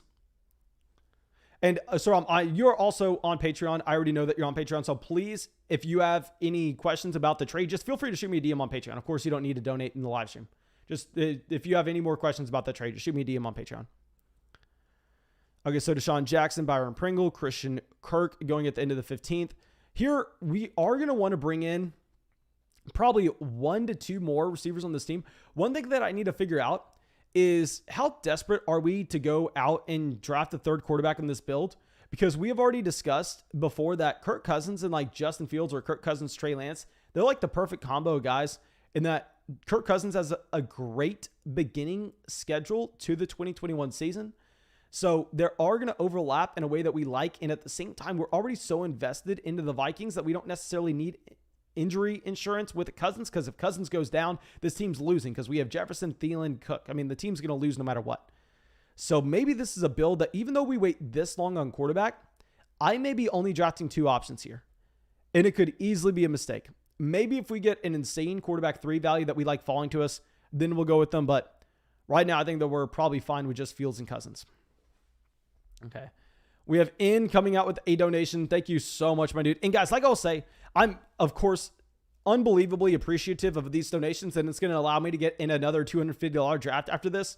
But 100%, if y'all want like your team broken down in depth, like way longer than what I'm doing right now and way more in depth, just sign up for Patreon. Join the flock on Patreon. That's the #1 way you can support the show. And to go along with it, I actually get to look at your entire team. I get to look at the format, and I'm actually able to record a personalized podcast for you over there on Patreon. So take advantage of that. The link is in the description. And here, In coming out says, number 4 pick in a 14-team league, half PPR, 2 running backs, 3 wide receivers, and 2 flex. I'll say, man, wide receiver is extremely valuable in this format. If you're having to go that deep, a wide receiver is extremely valuable. You're saying, when doing mocks, if I go Adams, my running back 1 options are Robinson, Swift, Carson, Montgomery, and below. Wide receiver value will still be great at 211. Should I go running back 4 with league size? I will say that what I'm probably looking to do in this draft is I'm probably looking to punt tight end, and I'm probably looking to soak up on a ton of receiver value. Now, if you're not comfortable with the running backs that you're going to be looking at in the second, I'm fine with you going with a Barkley, with a Kamara, with whoever you want at 4 at running back. But if we do decide to make that decision, what we have to understand is your next 4 to 5 selections have to be a receiver. They're going to have to be a receiver. And now we're back on the clock. I think that we probably just take a David Johnson here. Yeah, we're just going to go with the David Johnson as our running back 5. Never really liked David Johnson in fantasy this season, but we're more so looking for someone that can potentially come in and just play a role on his offense. I think David Johnson can do that. We're going to draft 3 tight ends here, so this is probably going to be a 2-5-8-3 build. And you know what I need to do real quick is go hop in the $250 draft on Underdog right now and see what is happening. Okay, so with this next pick, I mean, we need 1 more tight end. We need 1 more receiver. I think tight ends are going to be so gross when we're back up on the clock that we're probably not going to want to go that way. And here, when we're drafting a 3rd, I think we're kind of looking for a floor, to be honest. Pat Frymuth, I would be taking him if this was a tournament with the playoffs at the end. But instead, I think we actually just go with an Anthony Firkser here. So let me show off this entire draft board for anybody just now coming into the live stream. And if you're just now coming into the live stream, my dudes, make sure you go down there, drop a like, leave a comment. Subscribe to the channel. I mean, subscribe to the channel. We are live streaming every single night, real money fantasy football drafts. And if any psychos want to get in a $250 draft with us, we are sitting in the public lobby for the big dog draft over there on Underdog Fantasy. So I don't know if we're 100% going to be able to get this filled because there are only 8 spots. I mean, there are 8 spots left in the draft. I don't want to be sitting around forever trying to get this to fill. So make sure you go over there and make sure you hop into that $250 big dog draft if anybody's wanting to play with us over there, and we'll get a $250 draft going after this one. Okay, so now let me send this out. And all you're going to have to do is go to the lobby on Underdog Fantasy, like go to the public lobby. I'm sure 99% of people know this already. And literally just go to the big dog, click it, and then you can get right in there. It's the $250 buy-in. And the reason why we're doing this so often is I think that the overall contest may not fill because it's a very large tournament that you actually get entered into if you win or get second place into your 12-man league that we're drafting with. And I don't think the tournament's going to fill, but Underdog has those guaranteed prize amounts. So they're going to have to guarantee those whether it fills or not. So I think there's a small chance that Underdog Fantasy actually has to go through and they actually have to put some of their own money in there. And it's going to be less people fighting for the same amount of spots. And the math checks out where we definitely have to go through and we definitely have to enter in as many as we possibly can. There are 3 spots left available. Okay, so that's going to fill. We're going to get the 250 going after this one. Okay, so Dwayne Eskridge goes to the 1708. So good thing we take an Anthony Firkser here because you do have the other tight ends in Frymuth and Adam Trautman both going off in the middle of the 17th round. Okay, so Malcolm Brown going at the 1709. So we're done at running back as well. I think when we go through and when we invest so heavily into running back earlier on this draft, Like when we bring in a Dalvin Cook in the first, a Damien Harris, I mean, maybe we can't go with another running back.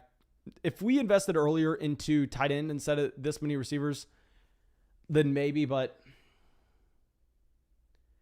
I don't know. We are very strong at receiver, but I just want another guy in here. We haven't drafted a receiver in literally, this is what I kind of like. I mean, the receivers in this range, I just think that they're not the best value. That's why I'm going wide receiver early a lot here.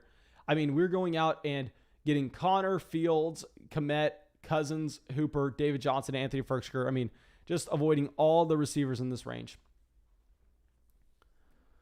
Okay, so now Carlos Hyde going off the board. And we got one spot less left in that $250 draft. So you know what I'm going to do right now is I'm going to pull this up and queue some receivers that we would like. I'm going to queue a crap ton of receivers because we know that there are going to be a decent amount of people in this draft. Actually, all these guys are completely fine. Van Jefferson, I don't want. Kadarius Toney, I'm fine with. Reynolds, I'm fine with. Cephas, I'm fine with. And then anybody down here? That's enough receivers. So we are going to be popping over to this $250 draft that we're going to get going in 1 second. I'm about to piss myself too. So hopefully, I mean, it's too late for me to go now. It's too late. We're about to be in this $250 draft. Okay, so let me pull this up, my dudes. And what I need from you right now, and you have to listen closely. You have to listen closely, guys. If you have not done this already, if you have not subscribed to the channel and sent the positive vibes this way, you have to right now. Go down there, hit that subscribe button, and wish us luck. Let's go. Let's go. This is exactly, oh my God. Boys, whoever just subscribed to the channel and send us these positive vibes, thank you.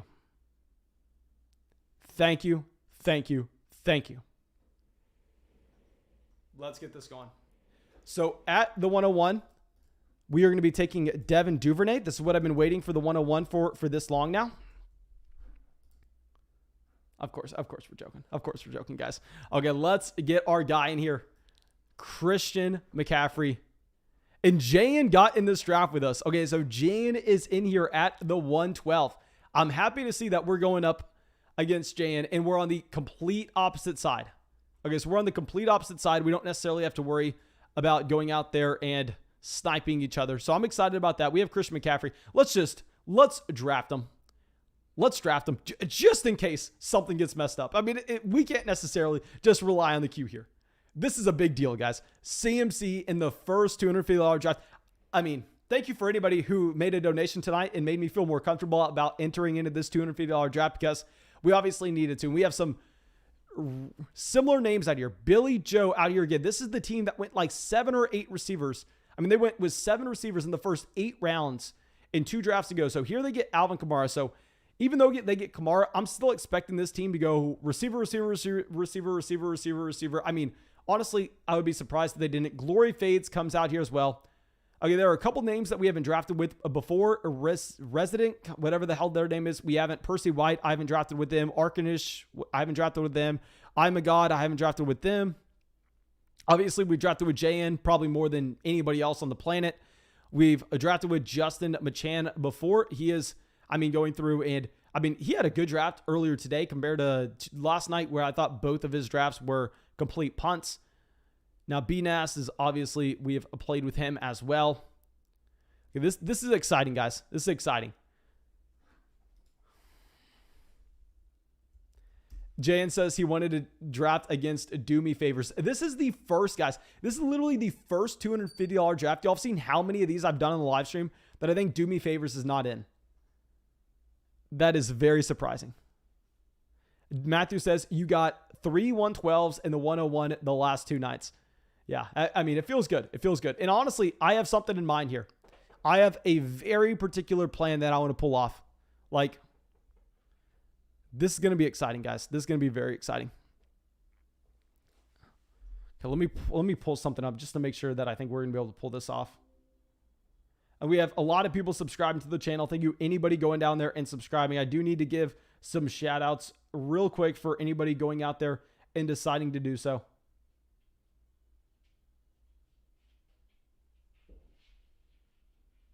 So yeah, I just had to go through and check some things. Okay, I think we're going to be able to pull this off, guys. I believe it. I believe in it. This is just stressful to say the least.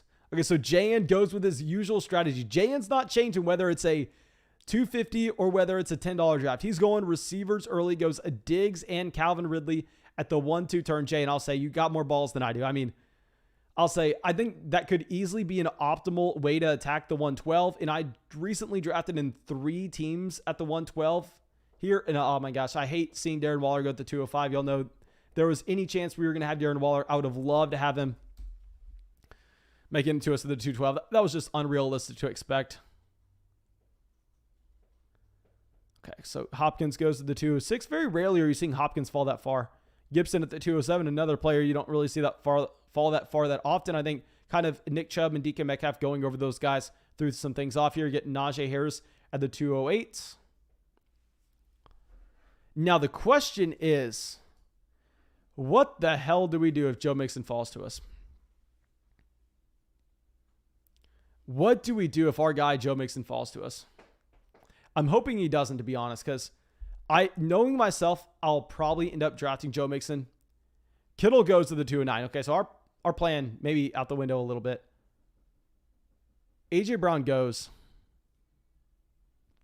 Boys, our plan just had a big old wrench thrown into it. We know when you start with CMC, the best way to go through and build around Christian McCaffrey is going with the receiver position and ignoring your running back 2 afterwards.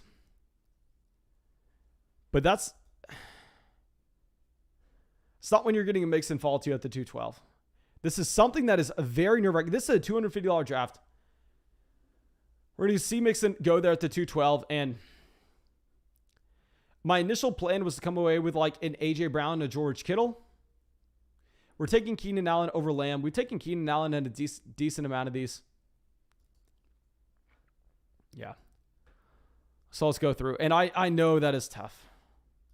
I know a lot of people probably don't like us taking Mixon there, but the problem is he's just going to get so much work this upcoming season. And I don't see Lamb in the same tiers like an AJ Brown and Jefferson. Like if all of a sudden, say we were looking at Jefferson, AJ Brown, and Joe Mixon all being available there. In that instance, I'm going, you know what? Yeah, I love Joe Mixon, but the receivers, we need to be going with receivers on this build. And at the same time, I mean, Jefferson and AJ Brown, they're in the same tier as Joe Mixon.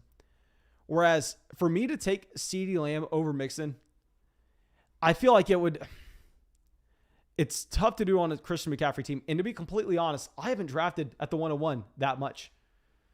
So I'm having to take Mixon at the 212. I'm having to. Okay, so Robert Woods at the 304. And it's not, guys, like, don't try to convince me that Joe Mixon is bad in the live chat. I've already made up my mind. Joe Mixon is a running back that I feel completely comfortable drafting in the second round this year. Like, I'm drafting Joe Mixon up here at the 209 consistently. Like, if I go Devonte Adams, I'm completely fine getting Joe Mixon in the second all of a sudden. The difference is, like, I'm fine drafting Joe Mixon at the 209. At the 212, it's a different story because we have Christian McCaffrey.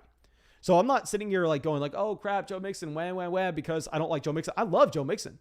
The problem is just CMC. And we see Clyde Edwards-Helaire fall to the 307 to the real purple haze. So I guarantee you this team, they're going to be looking Mahomes in the 4th round. They're going to be looking Mahomes in the 4th round to get the Kansas City Chiefs stack, the trifecta with Kelsey, CEH, and Patrick Mahomes. Okay, so Godwin goes to the 309, Lockett at the 308. So now you're consistently seeing Godwin go over Mike Evans in these drafts.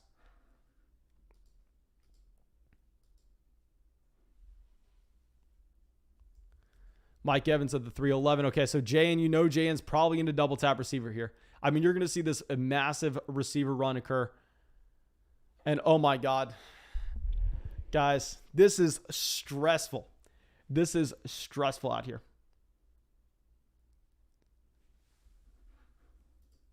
Okay, so he goes Cooper Kupp. I'm assuming, I'm assuming maybe this is Julio Jones. JN, guys, if y'all are unfamiliar with JN starts, he usually goes a very wide receiver heavy. Daniel coming out with the donation. Thank you, my dude. I really do appreciate it. Says, my man Mace. Let me know if you have any questions, my man. Thank you so much. I don't know if you meant to go through and send a question with that, but thank you. And JN taking this down to the last second to take David Montgomery. Okay. Honestly, happy to see Jay and go Montgomery there because it's a little less likely that we're having to go out there and just take a running back that we don't love at the end of the fourth. Okay, so Mahomes goes at the 403, and you do see these elite quarterbacks go a little bit earlier in these drafts. Higgins, Deontay. Okay, so I'm gonna have a team that not many people are expecting. Let's pull this back up. Okay, so Thielen goes at the 406, and the question is, do we take Kyle Pitts if he falls to us? Do we take Kyle Pitts and going, well, I've never been drafting him in the middle of the fourth round where his ADP is. If he makes it to us at pick 48, do we have to go through and do we have to take him? It's nerve-wracking, guys. It's nerve-wracking. Adam Thielen at the 406. So you have those wide receivers continue to go. In Arch Stein here, this team may be on auto draft.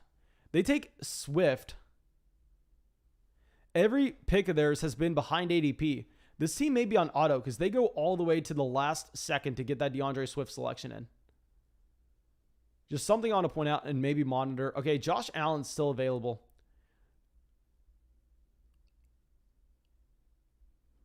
Okay, so glory fades. Josh Allen does go at the 408. We may end up taking Kyle Pitts, our first Kyle Pitts share ever. Just because, guys, if you look at his ADP here, his ADP is 40, and this is also a large field tournament at the very end. And, of course, I love Mark Andrews. Okay, Kyle Pitts. Thank God. I was trying to say that to get Kyle Pitts off the board. Okay, now that we're on the clock, I think we kind of have to go. Okay, so the problem is, to be completely honest, my initial plan coming into this draft was to go Lamar and Andrews. But now that we pass on a receiver in the second to get Joe Mixon, I don't think we can do it. Instead, I think we actually need to go receiver. I think we just need to take the best available receiver according to ADP. It sucks, but we cannot afford to get locked out of the receiver position. We know we can find quarterbacks. We know we can find tight ends later on. It 100% sucks, my dudes. But that's why I was muling. Like, let's go through and let's revisit this Joe Mixon selection. And this is why Joe Mixon was such a tough pick here. Because if we would have decided to instead take a CD Lamb, like we could have had, like, do we prefer CD Lamb and Miles Sanders versus Mixon and Judy? I probably prefer Lamb and Sanders. And also, say we go CD Lamb here. Our team so far through this draft could be CMC, Lamb, Keenan, and then Lamar and Andrews.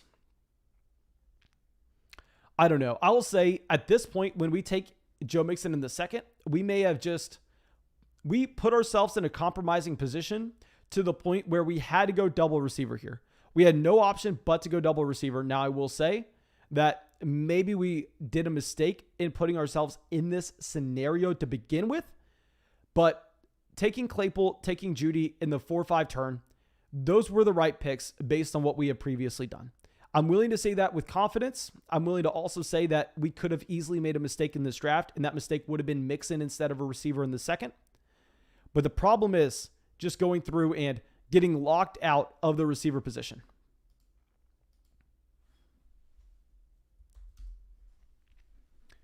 Okay, so Victor says, look who is here, Big Boss. Victor, my man, what are you doing? You need to get into one of these drafts with us. You don't need to hop into a $250 draft. You at least have to hop into one of those $10 drafts with us, guys. You at least have to hop into one of those.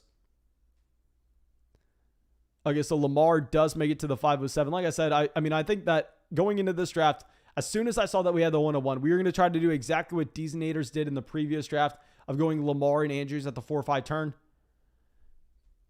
Now you have Odell, Jamar Chase, the really only other receivers going near the end of the sixth. Now let's see what Jane decides to do.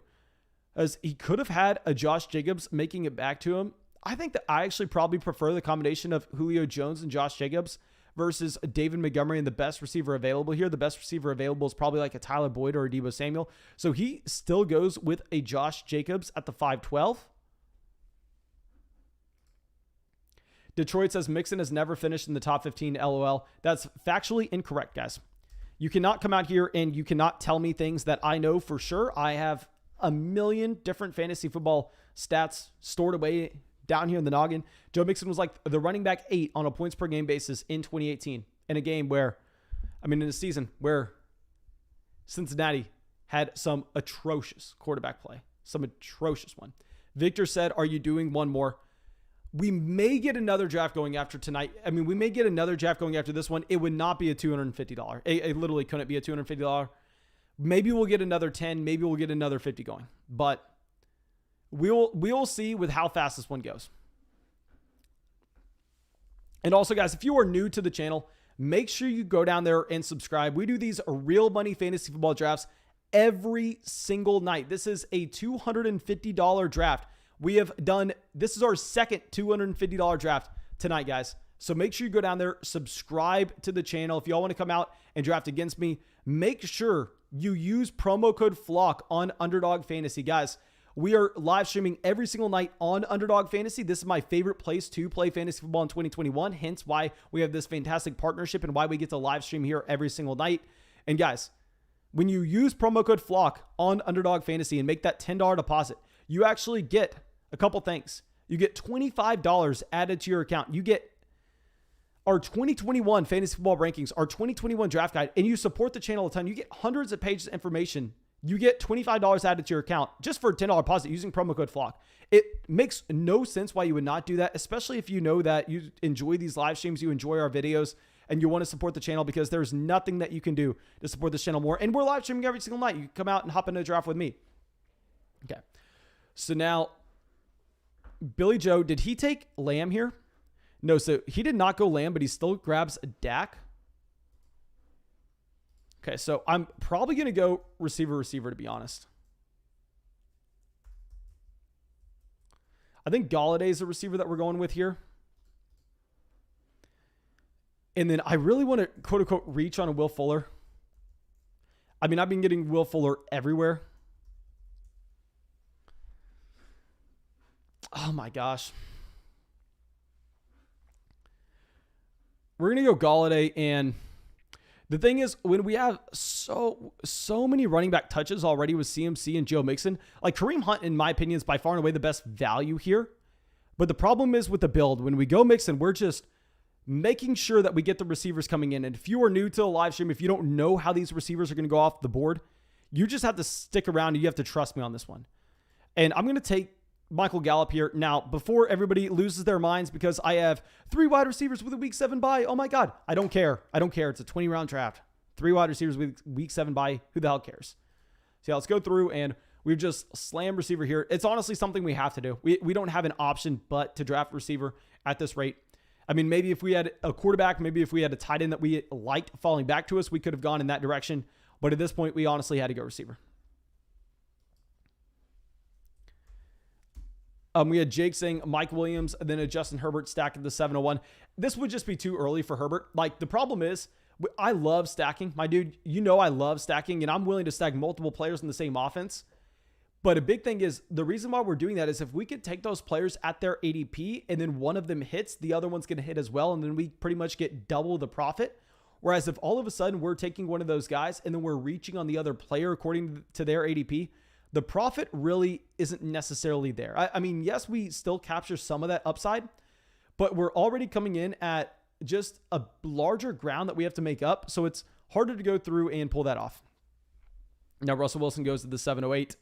And we have Broman coming out with a donation. Thank you, my man. Says, glad you got the 101. Hope to get in at least a $10 draft soon. But if not, appreciate all the help, bro. My man, I promise you, we're going to go through. And like I said, guys, one thing that I would love to do is if we get 10,000 signups on Underdog Fantasy with promo code FLOCK. I've already talked about how Underdog Fantasy is going to be flying people down to Tampa to go to a Bucs game with me. And also, we're going to be doing a Florida Flock meetup. But what's also going to happen is we're going to get a 24-hour live stream going where I'm going through and I'm drafting teams for 24 hours in a row. Yes, that's going to be crazy. And if you want that to happen, make sure you use promo code FLOCK on Underdog Fantasy, guys. It should be really easy.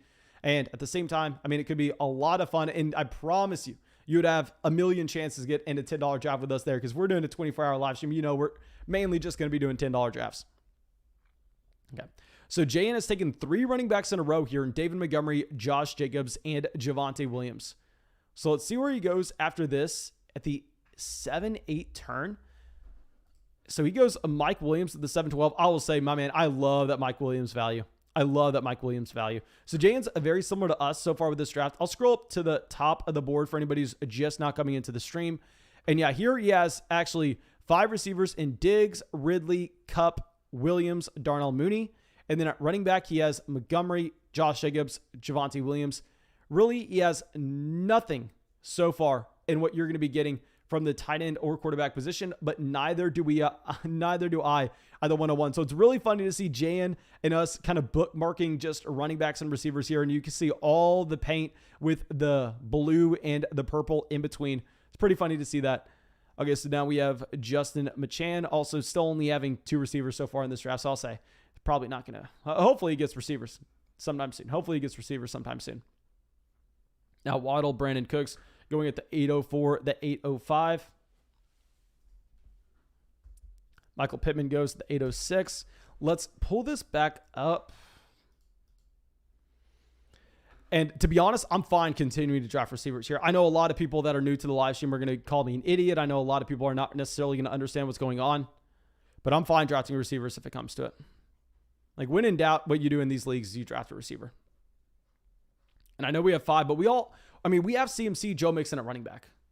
If this team's going to win, Joe Mixon and CMC have to stay healthy. And they're going to be in our starting lineup all year if that happens. I mean, they have so many guaranteed touches now. So when we draft like a Raheem Mostert here, we're not necessarily getting anything in particular. And I probably shouldn't be saying this out loud, but I'm already justifying myself for anybody who's coming out here and just screaming at us. Now, I'll say, if y'all are going to scream at anyone, scream at Billy Joe, guys. This is the guy you want to direct your hate at. He so far has 1 running back in Alvin Kamara and 5 receivers. Okay, we at least have CMC and Joe Mixon. So Raheem Mostert goes. So yeah, we're getting Michael Thomas locked and loaded into this team. If we get to the fantasy football playoffs, imagine this team just demolishing our opponents. Then from here, we have a couple other things that we can be looking at. Marquise Brown could be slightly intriguing. No, I don't know if we want to go Marquise Brown.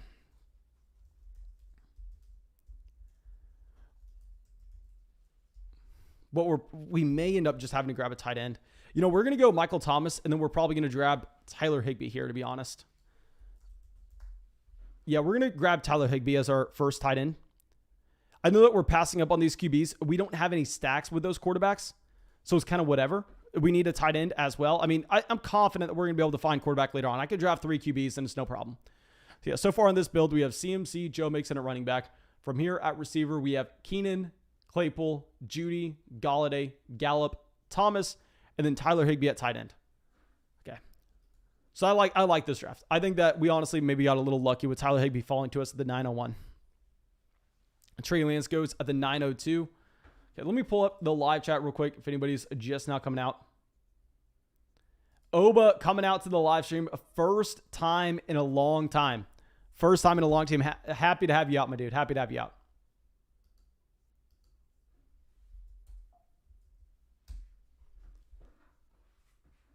Okay, so Ronald Jones goes at the 903. Marvin Jones at the 904. Honestly, if I was going to go with the receiver, I think it may have been Marvin Jones. But I'm completely fine. Like, literally, we may just wait. We may wait another 2 or 3 rounds to take another running back. And I know it's crazy, but there are running backs at the end of these drafts that are going to have roles on their offenses. And it's ridiculous to say. Like a Melvin Gordon here at the 909, I think this is very bad value on Melvin Gordon. I think that every single day of the week, you have to take A.J. Dillon here. I mean, the fact that A.J. Dillon falls to the 908, I could be talked into the fact that A.J. Dillon may have been a better pick than Higbee here for me at the 901. If it wasn't a CMC build, I would have gone A.J. Dillon, no question. I mean, this was unbelievable value on an A.J. Dillon. Don't understand what's happening exactly right here. Okay, so let's pull this back over. Jayen goes with a Noah Fant at the 912. So Jayen gets that tight end falling to. My man, I'm happy that ended up happening. I'm happy.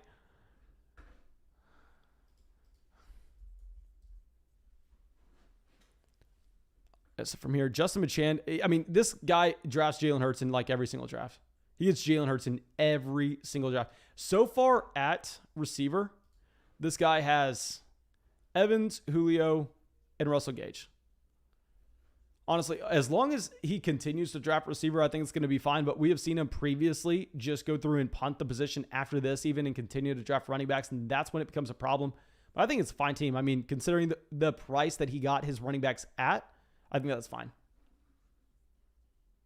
Derek says, if I was there, Dylan would have been gone in the 8th. Yeah, I mean, this is the latest I've seen A.J. Dillon fall into $250 draft, I think, ever, to be honest. Now you have Tom Brady, Zach Moss. Great pick on Zach Moss. Y'all know exactly how many leagues I actually have him in.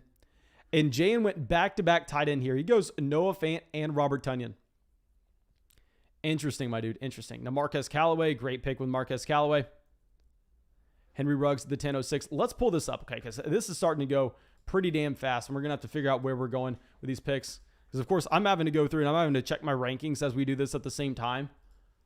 Because we have my rankings, we have my exposures all pulled up on another screen. I can't just go straight off my rankings or that would be madness.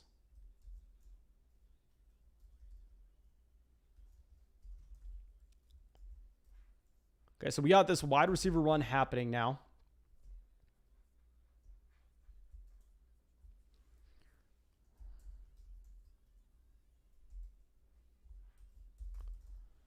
Okay, James Conner goes as well. James Conner would have been someone I'm actually considering here. I mean, I would have been considering. I apologize. Tony Pollard goes, okay, so it looks like we're not grabbing a running back. I mean, unless I'm crazy here. Unless we want to take Kenyon Drake. Like, do we want to, quote-unquote, reach on a Drake? So, I actually think we probably take Dallas Goedert as our second tight end and we're done with the tight end position. Or do we want Gesicki? We may want Mike Gesicki instead of Dallas Goedert. No, we'll take Goddard here. And it's either, do we go with Terrace Marshall? Or we take Kenyon Drake?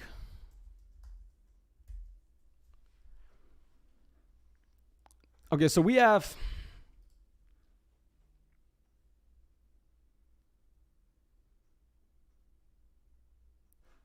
We also may go with a Bryan Edwards, to be honest. No, we wouldn't do that. Terrace Marshall or Kenyon Drake? Terrace Marshall or Kenyon Drake? What are we doing here? We're rolling the dice. We're rolling the dice that CMC and Joe Mixon can stay healthy all season and we can find these spike weeks at receiver. This is a scary looking team. And honestly, now that we've been able to construct this build, I'm happy with the Mixon selection. Based on the receiver value that we've been able to get throughout, CMC, Joe Mixon at running back. So we are strong at running back. We are one of the stronger teams at running back. This is the edge that Christian McCaffrey gives you. And then at receiver, we are one of the strongest teams in the league as well. Keenan Allen, Chase Claypool, Jerry Jeudy, Kenny Golladay, Michael Gallup, Michael Thomas, Terrace Marshall. And then at tight end, we have both Tyler Higbee and Dallas Goedert. I know Dallas Goedert looks like a slight reach there, but a big thing with Goddard is we just mainly have to be able to roster another running back with this team. And I think if we decided to pass on Goddard there, it may not have been possible. Yes, Goddard's 100% someone that we need to be dropping down considering the fact that Zach Ertz is staying there. Let me pull up the chat and see how everybody was freaking out. Okay, so Nick said Edwards. Sam says he wanted a Drake or Stafford. Okay, so it looks like nobody's agreeing with me on the Terrace Marshall selection. But Dakota says, Jesus Mason, that team is a cheat code. Thank you, my dude. Thank you. Let me know if you... I think there are a couple different ways we could have gone. Like I said, I mean, y'all see me. This is a $250 draft. I mean, the pressure is on here. Sony Michel, honestly, should we have gone Sony? Maybe we should have gone Sony Michel. Sony Michel was the pick. That was the pick. The real Purple Haze here crushes our soul with that Sony Michel selection. Fantastic pick here at the 1107. That should have been our pick at either one of these. I don't know if we should have passed on Goddard. I don't know if we should have passed on Marshall. But that was a great Sony Michel pick. Now JN makes us the last. No, BNAS is yet to draft a QB as well. There are two teams, including ourselves, that have yet to draft a quarterback. Let me scroll up real quick and show everybody the top of the draft board for anybody just now coming in. And guys, this is a $250 draft. We do these live streams every single night. Real money fantasy football drafts. All you need to do is go down there, drop a like on the live stream, subscribe to the channel, hit the bell next to the subscribe button if you're wanting to come out to our next one. Fallon says, did John Brown get cut? Yeah, John Brown got cut a couple days ago. When you said Brown, I was like, because John Brown got cut a couple days ago, I was thinking like something else happened today, and I was going through, I was like, oh my God, what happened? What happened? Okay, Trevor Lawrence goes to the 1204. I believe he fell to the end of the 13th round in the last draft. So that was BNAS's first QB. Stacks him with a DJ Chark. Like, the problem with us not being able to take Burrow or Stafford here is I guess we could have taken Stafford and we could have stacked him with the Higbee. I'm not too excited about that, however. I mean, I think the receivers that we're going to be looking at in this range are going to be a lot grosser than what we actually have with Terrace Marshall. Johnny Smith at the 1205. Love seeing those tight ends go off. We're no longer drafting tight ends. I'll say that's probably a pretty good value on Johnny Smith, and selfishly, it does help our team. Okay, so let's pull this back up. So if we're talking QB, which of course we need a quarterback here, none of these guys provide us a stack, but at the same time, at some point, we can't necessarily worry about stacks, and we do have to go out there and get players that are going to produce for us. There are a couple of routes we can go. There are a couple of routes.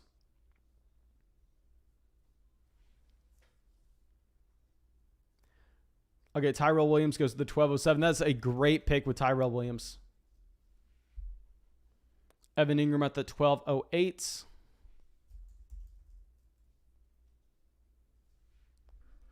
Glory fades on the clock. They have at quarterback Aaron Rodgers, running back Carson, Henderson, Hunt, Connor.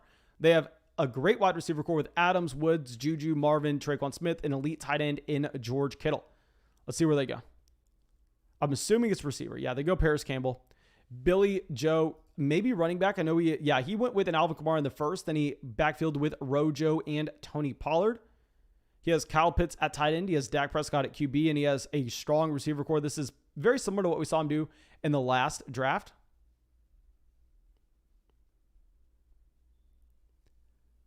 Okay, I'm literally on the edge of my seat right now. I have no idea what he's going to do. So he goes Justin Fields. That kind of sucks. I was hoping that we were going to get Fields falling to us at the 12-13 turn. I don't love Justin Fields, but it would have been ridiculous value. Now, Sterling Shepard does go. We're probably going to draft one QB, and we're going to be drafting one running back here. Now, it does suck that we don't have a potential stack with either one of these quarterbacks. Now, between Hines and Singletary, I'm actually going to be drafting a Devin Singletary over Nyheim Hines right now. And then between these quarterbacks, between Tua and Matt Ryan, this is a spot where I am honestly not that confident. I could be wrong with one of these picks. I'm not that confident whatsoever. I know the correct answer is not Baker Mayfield. I know the correct answer is not that. It's going to be either Tua or Matt Ryan. I think we need to be grabbing at least one of these guys, or we could be really rolling the dice on what we could have later on. Let's just grab Tua Tagovailoa.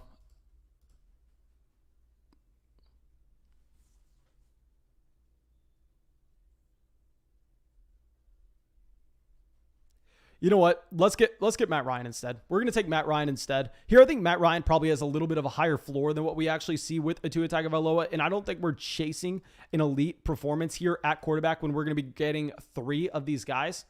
So let's get Matt Ryan at the 1301. So far on this team, we have CMC, Joe Mixon, Devin Singletary as our running backs. We have Matt Ryan at QB. At tight end, we have Higbee, Dallas Goedert. And at receiver, listen to these names. We have Keenan, Claypool, Judy, Galladay, Gallup, Thomas, Terrace Marshall. Let me know what y'all think about that turn. I think that it was very simple that we needed a quarterback and we needed a running back. And honestly, I don't know if we could have done much more. Victor coming out says, going to bed, my man, but your next draft is on me. My man, thank you so much. Of course. Thank you so much. We'll probably be putting that towards the funds that we already had rolled into this $250 draft with. But thank you, my man. That's massive. Okay, so now let me see what... Okay, so Sam says, Ryan. I'm just seeing if anybody in the live chat saying something about what we should have done here. Thank you so much for that, Victor. Of course, my man. Okay, it looks like nobody in the live chat has a strong opinion on what they think we should have done.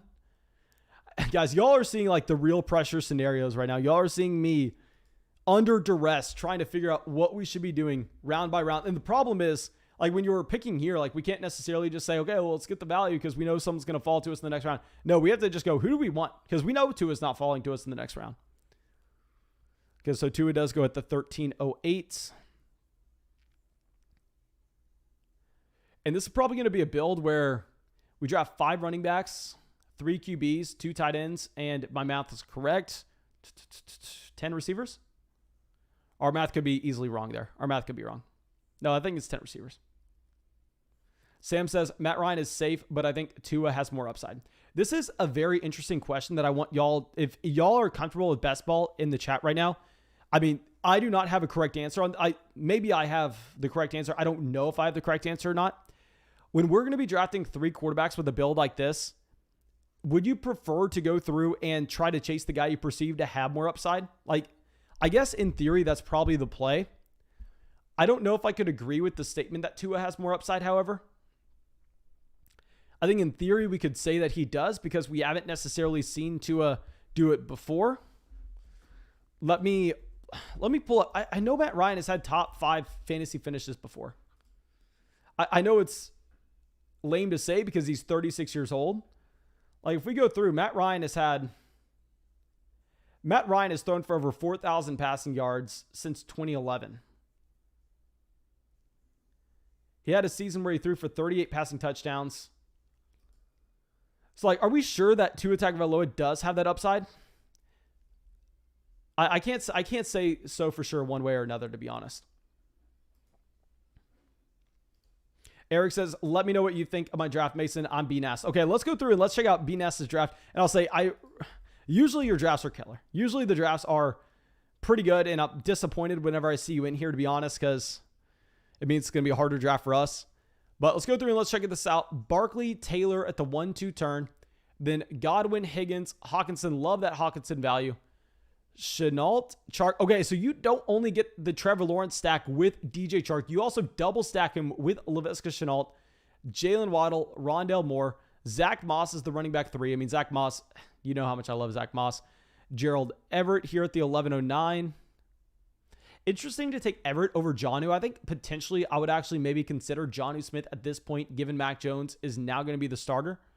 I think it's close one way or another. Sammy Watkins as another receiver here. I definitely prefer to have like an Amaro St. Brown or a KJ Hamler at this point over Sammy Watkins. Outside of that, I'm fine going with a receiver. Hunter Henry at the 1404 for your second tight end. I do really like that team. There are a few picks that I probably would have changed just slightly. But I mean, we already went over those. Okay, so let's pull this back up here. We're going to be up in 3 picks. Okay, so we're not necessarily going to be too excited to draft any of these guys. Okay, you know what? Whoever asked us about a Justin Herbert, Mike Williams selection there and double stack, I completely forgot that we had Keenan Allen. So way back whenever y'all are asking me, should we go Mike Williams and Justin Herbert there? The correct answer was probably yes. Y'all were probably right with that. That was completely my fault to overlook that. Thank you for trying to save me from myself. It didn't work out because I'm an idiot, but I mean, nothing is new. Everybody knows that by now. Okay, so Chuba Hubbard goes to the 14-10. We're definitely locking in J.D. McKissick here. Like, J.D. McKissick, I think, is going to be an easy selection. Like, Giovanni Bernard, I don't think we can consider him here with the injury. Now, the question is, do we just go with the Kirk Cousins as well? Obviously, we don't have a stack with Cousins. I think we are going to be drafting 3 QBs. If we're going to be drafting 3 QBs, however, would it make more sense to grab a receiver here, knowing that we can get 2 quarterbacks in the 16th, 17th round? I think that may actually be the play. So if we're going to grab a receiver, I think that may be Christian Kirk.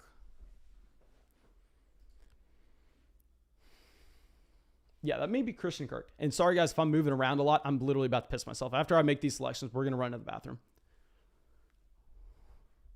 Yeah, this could be just a P-induced selection, but let's take Christian Kirk here as our wide receiver 8. We're going to get 2 receivers on the way back around.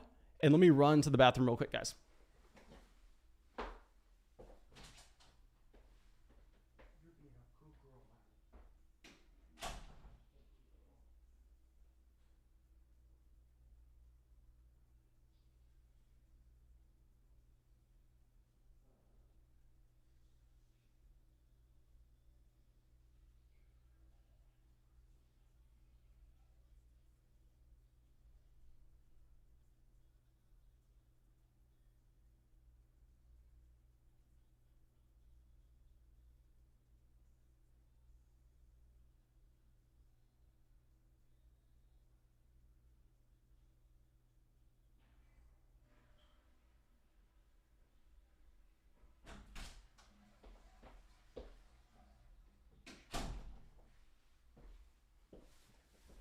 Okay, we are back about as fast as possible. And for anybody who's about to come in and ask us if we washed our hands, no, we did not, because the live stream must continue. So let's go through and let's see what has happened since we've been gone. Okay, so after we take Kirk, you do have Sam Darnold going at the 1502. Okay, so with this Sam Darnold, I guess maybe we could have gone Darnold and gotten the stack with Terrace Marshall. I don't know how important that is when we're going to be drafting 3 quarterbacks, however. Now you have Hooper going at the 1506. I really like this Hooper value here. Like if we go back and we revisit our selection of a Dallas Goedert, like would it have made more sense for us to potentially go and pass on Dallas Goedert, get Austin Hooper in the 15th instead, and maybe get a running back or a receiver? Like, would we have rather had Bryan Edwards and Austin Hooper or Dallas Goedert and Christian Kirk? Actually, I probably prefer Dallas Goedert and Christian Kirk because I'd be more confident in only having to draft 2 tight ends in that kind of league. I'm sorry, in that kind of structure. Okay, so now let's go through and Anthony Ferkser at the 1511. Okay, so Justin Machan. This is what I'm saying, guys. These teams are straight up dead. This team is dead. At receiver, it has Mike Evans, Julio Jones, Russell Gage, Cole Beasley, and so Byron Pringle. I am telling you right now, I am 1,000,000% sure, and nothing could try to convince me otherwise. This team right here is dead. This team is a $250 donation to the league pot. And what is really funny is someone sent me a DM of this team on Twitter saying that they were like mass entering into these contests and that they were in like 100 best ball leagues at a time and they were just auto drafting based off their rankings. So they must be just punting away a ton. If they're coming away with teams that are with their like 6th wide receiver being Byron Pringle, this is a best ball league where you have to start 3 receivers. You can't just upload your rankings and then have Justin Herbert, Jalen Hurts, and Joe Burrow go as your top 3 quarterbacks within the first 11 rounds and just completely kill you at receiver. I mean, I feel bad for the guy, but he's clearly making that decision. He runs like a DFS site or something. And I'm sure that if he was in here and he was actually drafting it himself, he wouldn't be having this same exact build. Maybe he thinks that he can go through and he can just upload these rankings and the rankings are so good that they're going to allow him to be profitable. But I would be very surprised. Very surprised. Okay, so Zach Wilson at the 1607.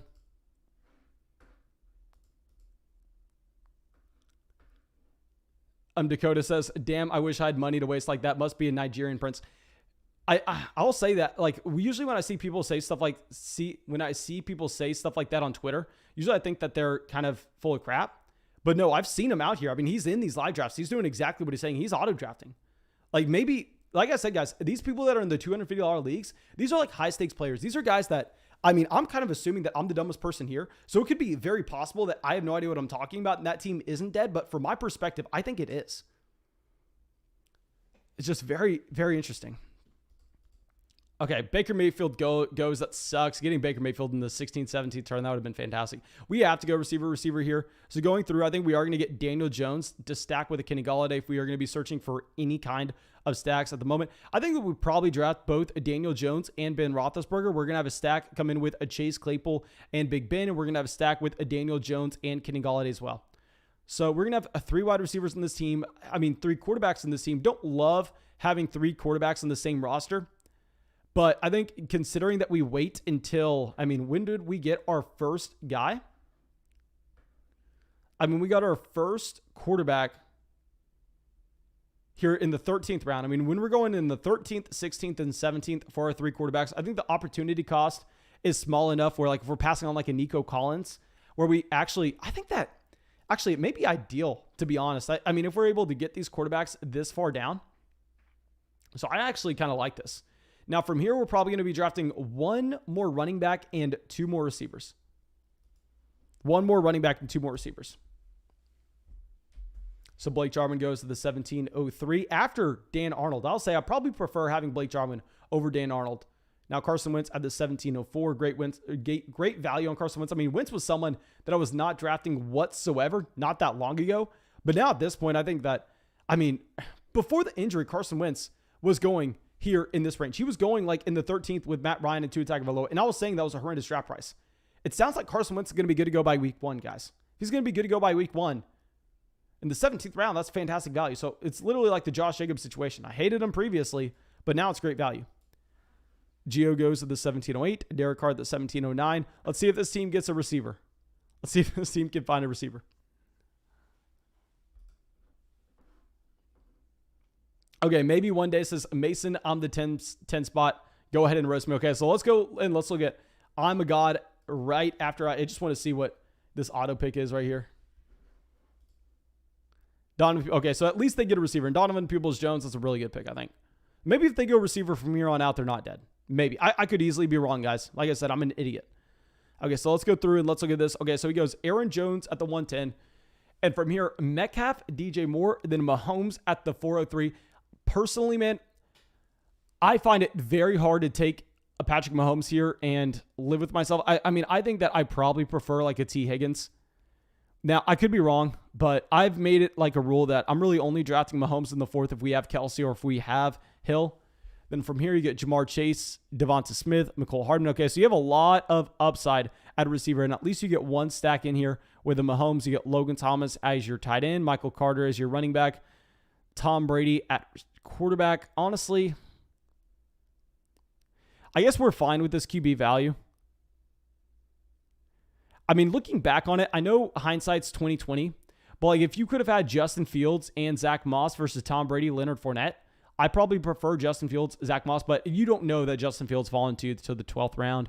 Nelson Aguilar at the 11-10, Leonard Fournette at the 12-03. I agree that I think you need to be drafting a running back here. And probably Fournette's the best option, maybe Singletary. Kmet, love the Cole Kmet pick. Latavius Murray. With Latavius Murray, you know what I probably would have done here?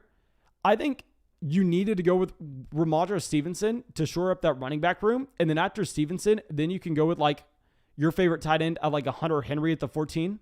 I think, yeah, getting Hunter Henry Stevenson's way better than Kmet Latavius. And of course, we're looking at this hindsight 2020. I can, of course, acknowledge that. But let's get this pulled up really quick. And okay, so in the 18th round of the 18-19 turn, okay, so we're probably going to be, we're at least grabbing one receiver here and one running back.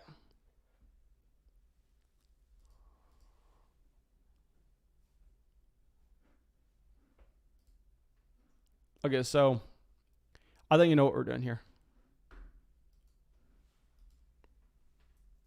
So Josh Reynolds goes. I would have been excited about getting Reynolds.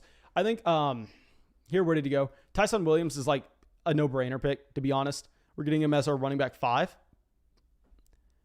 And then after that, we should have probably let that go down. Because I don't know about this next one. This next one, we're most likely looking receiver. And if we're looking receiver, should we just go Adam Humphries? Just in case we don't auto. You know, I may actually rather draft a Zach Pascal. Let me know what y'all think of that. That could have been a panic pick. That could be a very bad selection. A big thing is, though, with this contest, Zach Pascal has not been getting drafted so far. Like, his ownership is going to be very low in the tournament, or Adam Humphries has been getting drafted in almost all of these, and they're very similar to me, so maybe it makes sense to just go through and get the guy that isn't being drafted whatsoever. So we are getting him here at the 1901. Players are going right after Albert Wilson, Dawson Knox. In reality, what's the chance that Zach Pascal makes more of a difference in our starting lineup than Dawson Knox would have? Maybe it's just better to go through and grab the third tight end no matter what. Maybe it's just better to do that. Okay, so now let me see. And guys, also, if you are just now joining this live stream and you have yet to subscribe to the channel, fix your life. Subscribe to the channel. We do real money fantasy football drafts every single night. And guys, we are going to be also going through and getting out just so many invites for y'all to get into these leagues. And y'all have seen us on these live streams every single night. We're streaming on Underdog Fantasy, my favorite place to play fantasy football in 2021. I hate to continue to have to say this, but somehow there are people in this live stream that have not signed up for Underdog Fantasy. The craziest thing, in my opinion, ever. Because, like, it's not even debatable, to be honest. By far and away, the best deal that you could ever get on fantasy football in 2021 is going through and depositing $10 on Underdog Fantasy with promo code FLOCK. And when you do that, you get $25 added to your account to come out and draft with us. You get also at the same time, guys, you get our 2021 fantasy football rankings, our 2021 draft guide, our 2021 dynasty rookie draft guide. It's hundreds and hundreds of pages of information for a $10 deposit, and you're getting paid $25 to come out here and do drafts with us. Like, you're going to make me cry if you have not signed up for Underdog Fantasy yet with promo code FLOCK, because nothing helps this channel more. And I've made it where this is by far and away the best thing that you could ever find for fantasy football. I mean, it's the best setup. Everybody in here, I guarantee you in this live chat right now, can tell you how much they like Underdog Fantasy. So make sure you go through and sign up with promo code FLOCK. Okay, so let's see. After this, we have Chris Conley going at the 13-11. I don't know if we want to be grabbing another running back or if we want to be grabbing a receiver with our last pick. To be honest, I may be going with the receiver. I mean, it's going to depend on who falls to us. And I know, like, running back probably raises our floor. Receiver, I think, raises our ceiling, though. That's kind of my thought process here. Okay, Marquise Goodwin at the... Okay, I forgot that JN was picking at the 112. I forgot that he was picking at the 112, and I was about to run to the chat and go, oh my God, JN, I saw someone else take Marquise Goodwin. I saw it happen. I saw someone else do it. To find out that it was just JN, my man. JN, also looking at your team here, there's one massive mistake I have to point out for you. And you may already know this. I don't know if you're saying this in the live chat right now. This is not a build where you only draft 2 QBs. You can't wait for Stafford and Mac Jones and stop there. You have to get a third guy. Olamide Zaccheaus here was a very bad pick. Jared Goff would have been significantly better for you than Olamide Zaccheaus, and I'm confident in saying that. I think what we should have, this Wayne Gallman selection, I love your Stevenson pick here. I hate what you did here instead. Instead of going Hyde Gallman, you should have gone Wilson Baker. You should have gotten Zach Wilson Baker Mayfield. I promise you your team would be significantly better if you would have decided to do that. Okay, so now with our last round pick, do we just take Darrington Evans? I know he's a place on the short-term IR.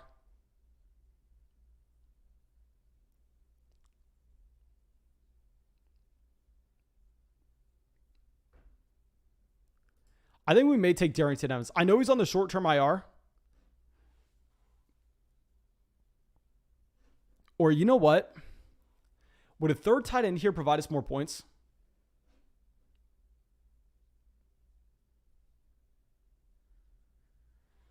Okay, we're trying to figure this out. Darrington Evans or Donald Parham, what helps us more this season?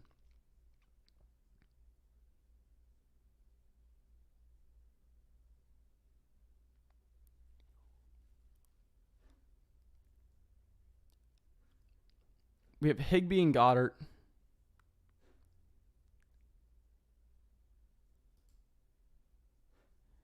Let's take a third tight end. I mean, the receivers there aren't doing anything for us. The receivers aren't doing anything at all. And my dudes, that's going to be the last draft of the night. I mean, we got 4 drafts in tonight. I do appreciate everybody coming out to the live stream. And we have Alejandro coming out with a donation. Thank you, my man. Says 0.25 points per carry, 1 point tight end premium. Got offered Swift plus a third for Cortland Sutton and Noah Fant. Okay, you need a running back. I'll get to that in 1 second, my man. I promise. Let me get out this intro real quick before we answer that question. Guys, make sure you subscribe to the channel if you have yet to already. We do these live streams every single night. Make sure you subscribe. Hit the bell next to the subscribe button. That way you know when we go live. We upload videos every single day. Also, drop that like on the live stream. And most importantly, use promo code FLOCK on Underdog Fantasy. You can find the link in the description of the video. You can find the link in the live chat. You can find the link in the comment section. When you sign up for Underdog Fantasy with promo code FLOCK, make that $10 deposit. You get $25 added to your account. You get paid $25. Even if you've never watched this channel before, you should be taking advantage of this. And on top of that, you get our rankings, you get our tiers, you get our draft guides. I mean, you can get our draft guide. You can print it out on your computer. You can go and you can burn it and use it as kindling. I don't care. But when you sign up for promo code FLOCK on Underdog Fantasy, you get more in return than you would ever find anywhere else for $10. And you get $25 added to your account. So you're getting paid $15 to do it and you help the channel. So yeah, let me I believe that's it. I believe that's it. Ryan says, good to hit $250 drafts with you, my dude. My man, thank you so much for coming out to the live stream. That's awesome. I had a great time tonight. Tonight was really good. I'm proud of the drafts that we had. And Alejandro with the donation. So here the big problem is like, I think we definitely have to be placing a premium on the running back position in a points per carry format. Of course, we have to be doing that. However, when we're looking at, just say we're looking at DeAndre Swift, this is like the exact running back that I want to be placing that premium on. And the reason that you really like DeAndre Swift is we can acknowledge the fact that he may only have 12 rushing attempts per game. We understand that he may not necessarily be someone that gets a ton of volume in the rushing department. Whereas the reason that we like him is his points per reception, is what he's going to have in the receiving game, where those players are actually a little less valuable at the running back position in a points per carry format. It's very similar to how you're having to adjust what kind of quarterbacks you're chasing in a 6-point passing touchdown format versus a 4-point passing touchdown format. So Swift does go down. The 3rd round pick has no impact on this whatsoever for me.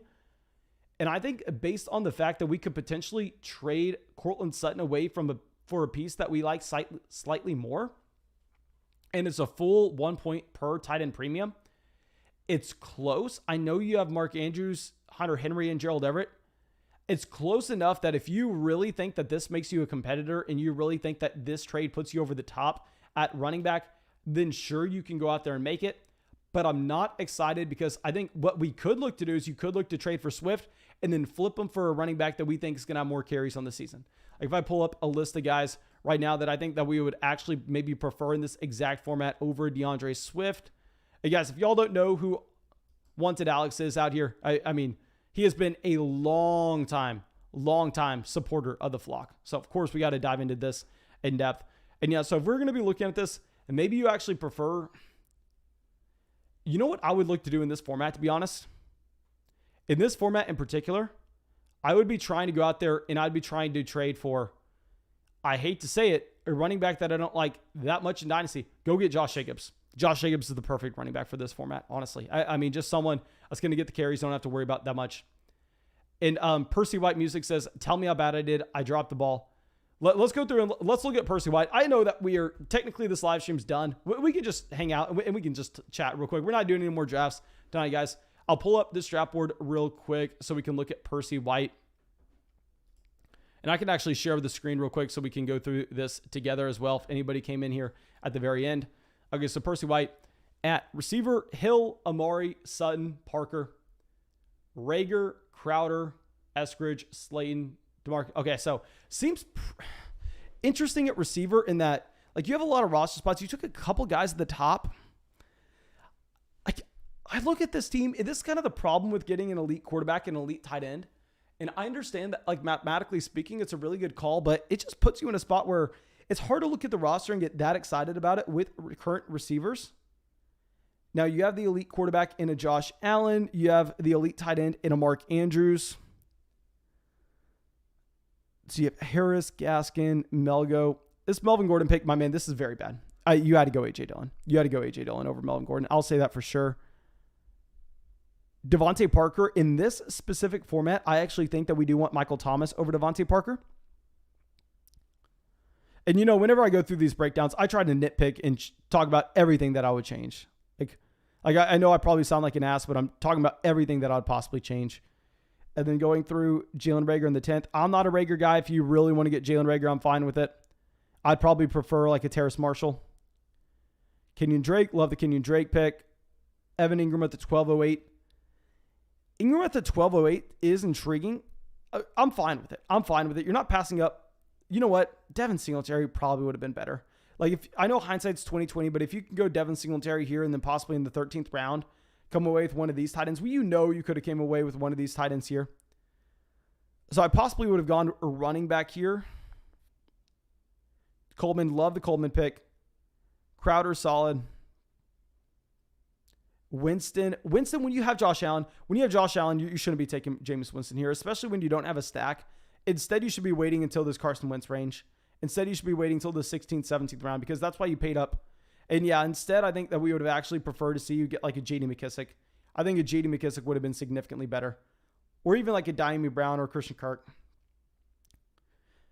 Yeah, so it's a team, to be completely honest, I'm not in love with it. I think that it's very balanced, and I think you spent the correct number of roster spots, like on quarterback, on tight end, on running back, and on receiver. So the structure is very good of the build. I just don't necessarily think that I don't necessarily think that I love the actual players that you selected. But of course, that's more so personal preference. And yeah, that's all I got for you, my dudes. Thank you all for coming out to the live stream. And I hope you all have a great day. And I hope you subscribe and use promo code FLOCK on Underdog Fantasy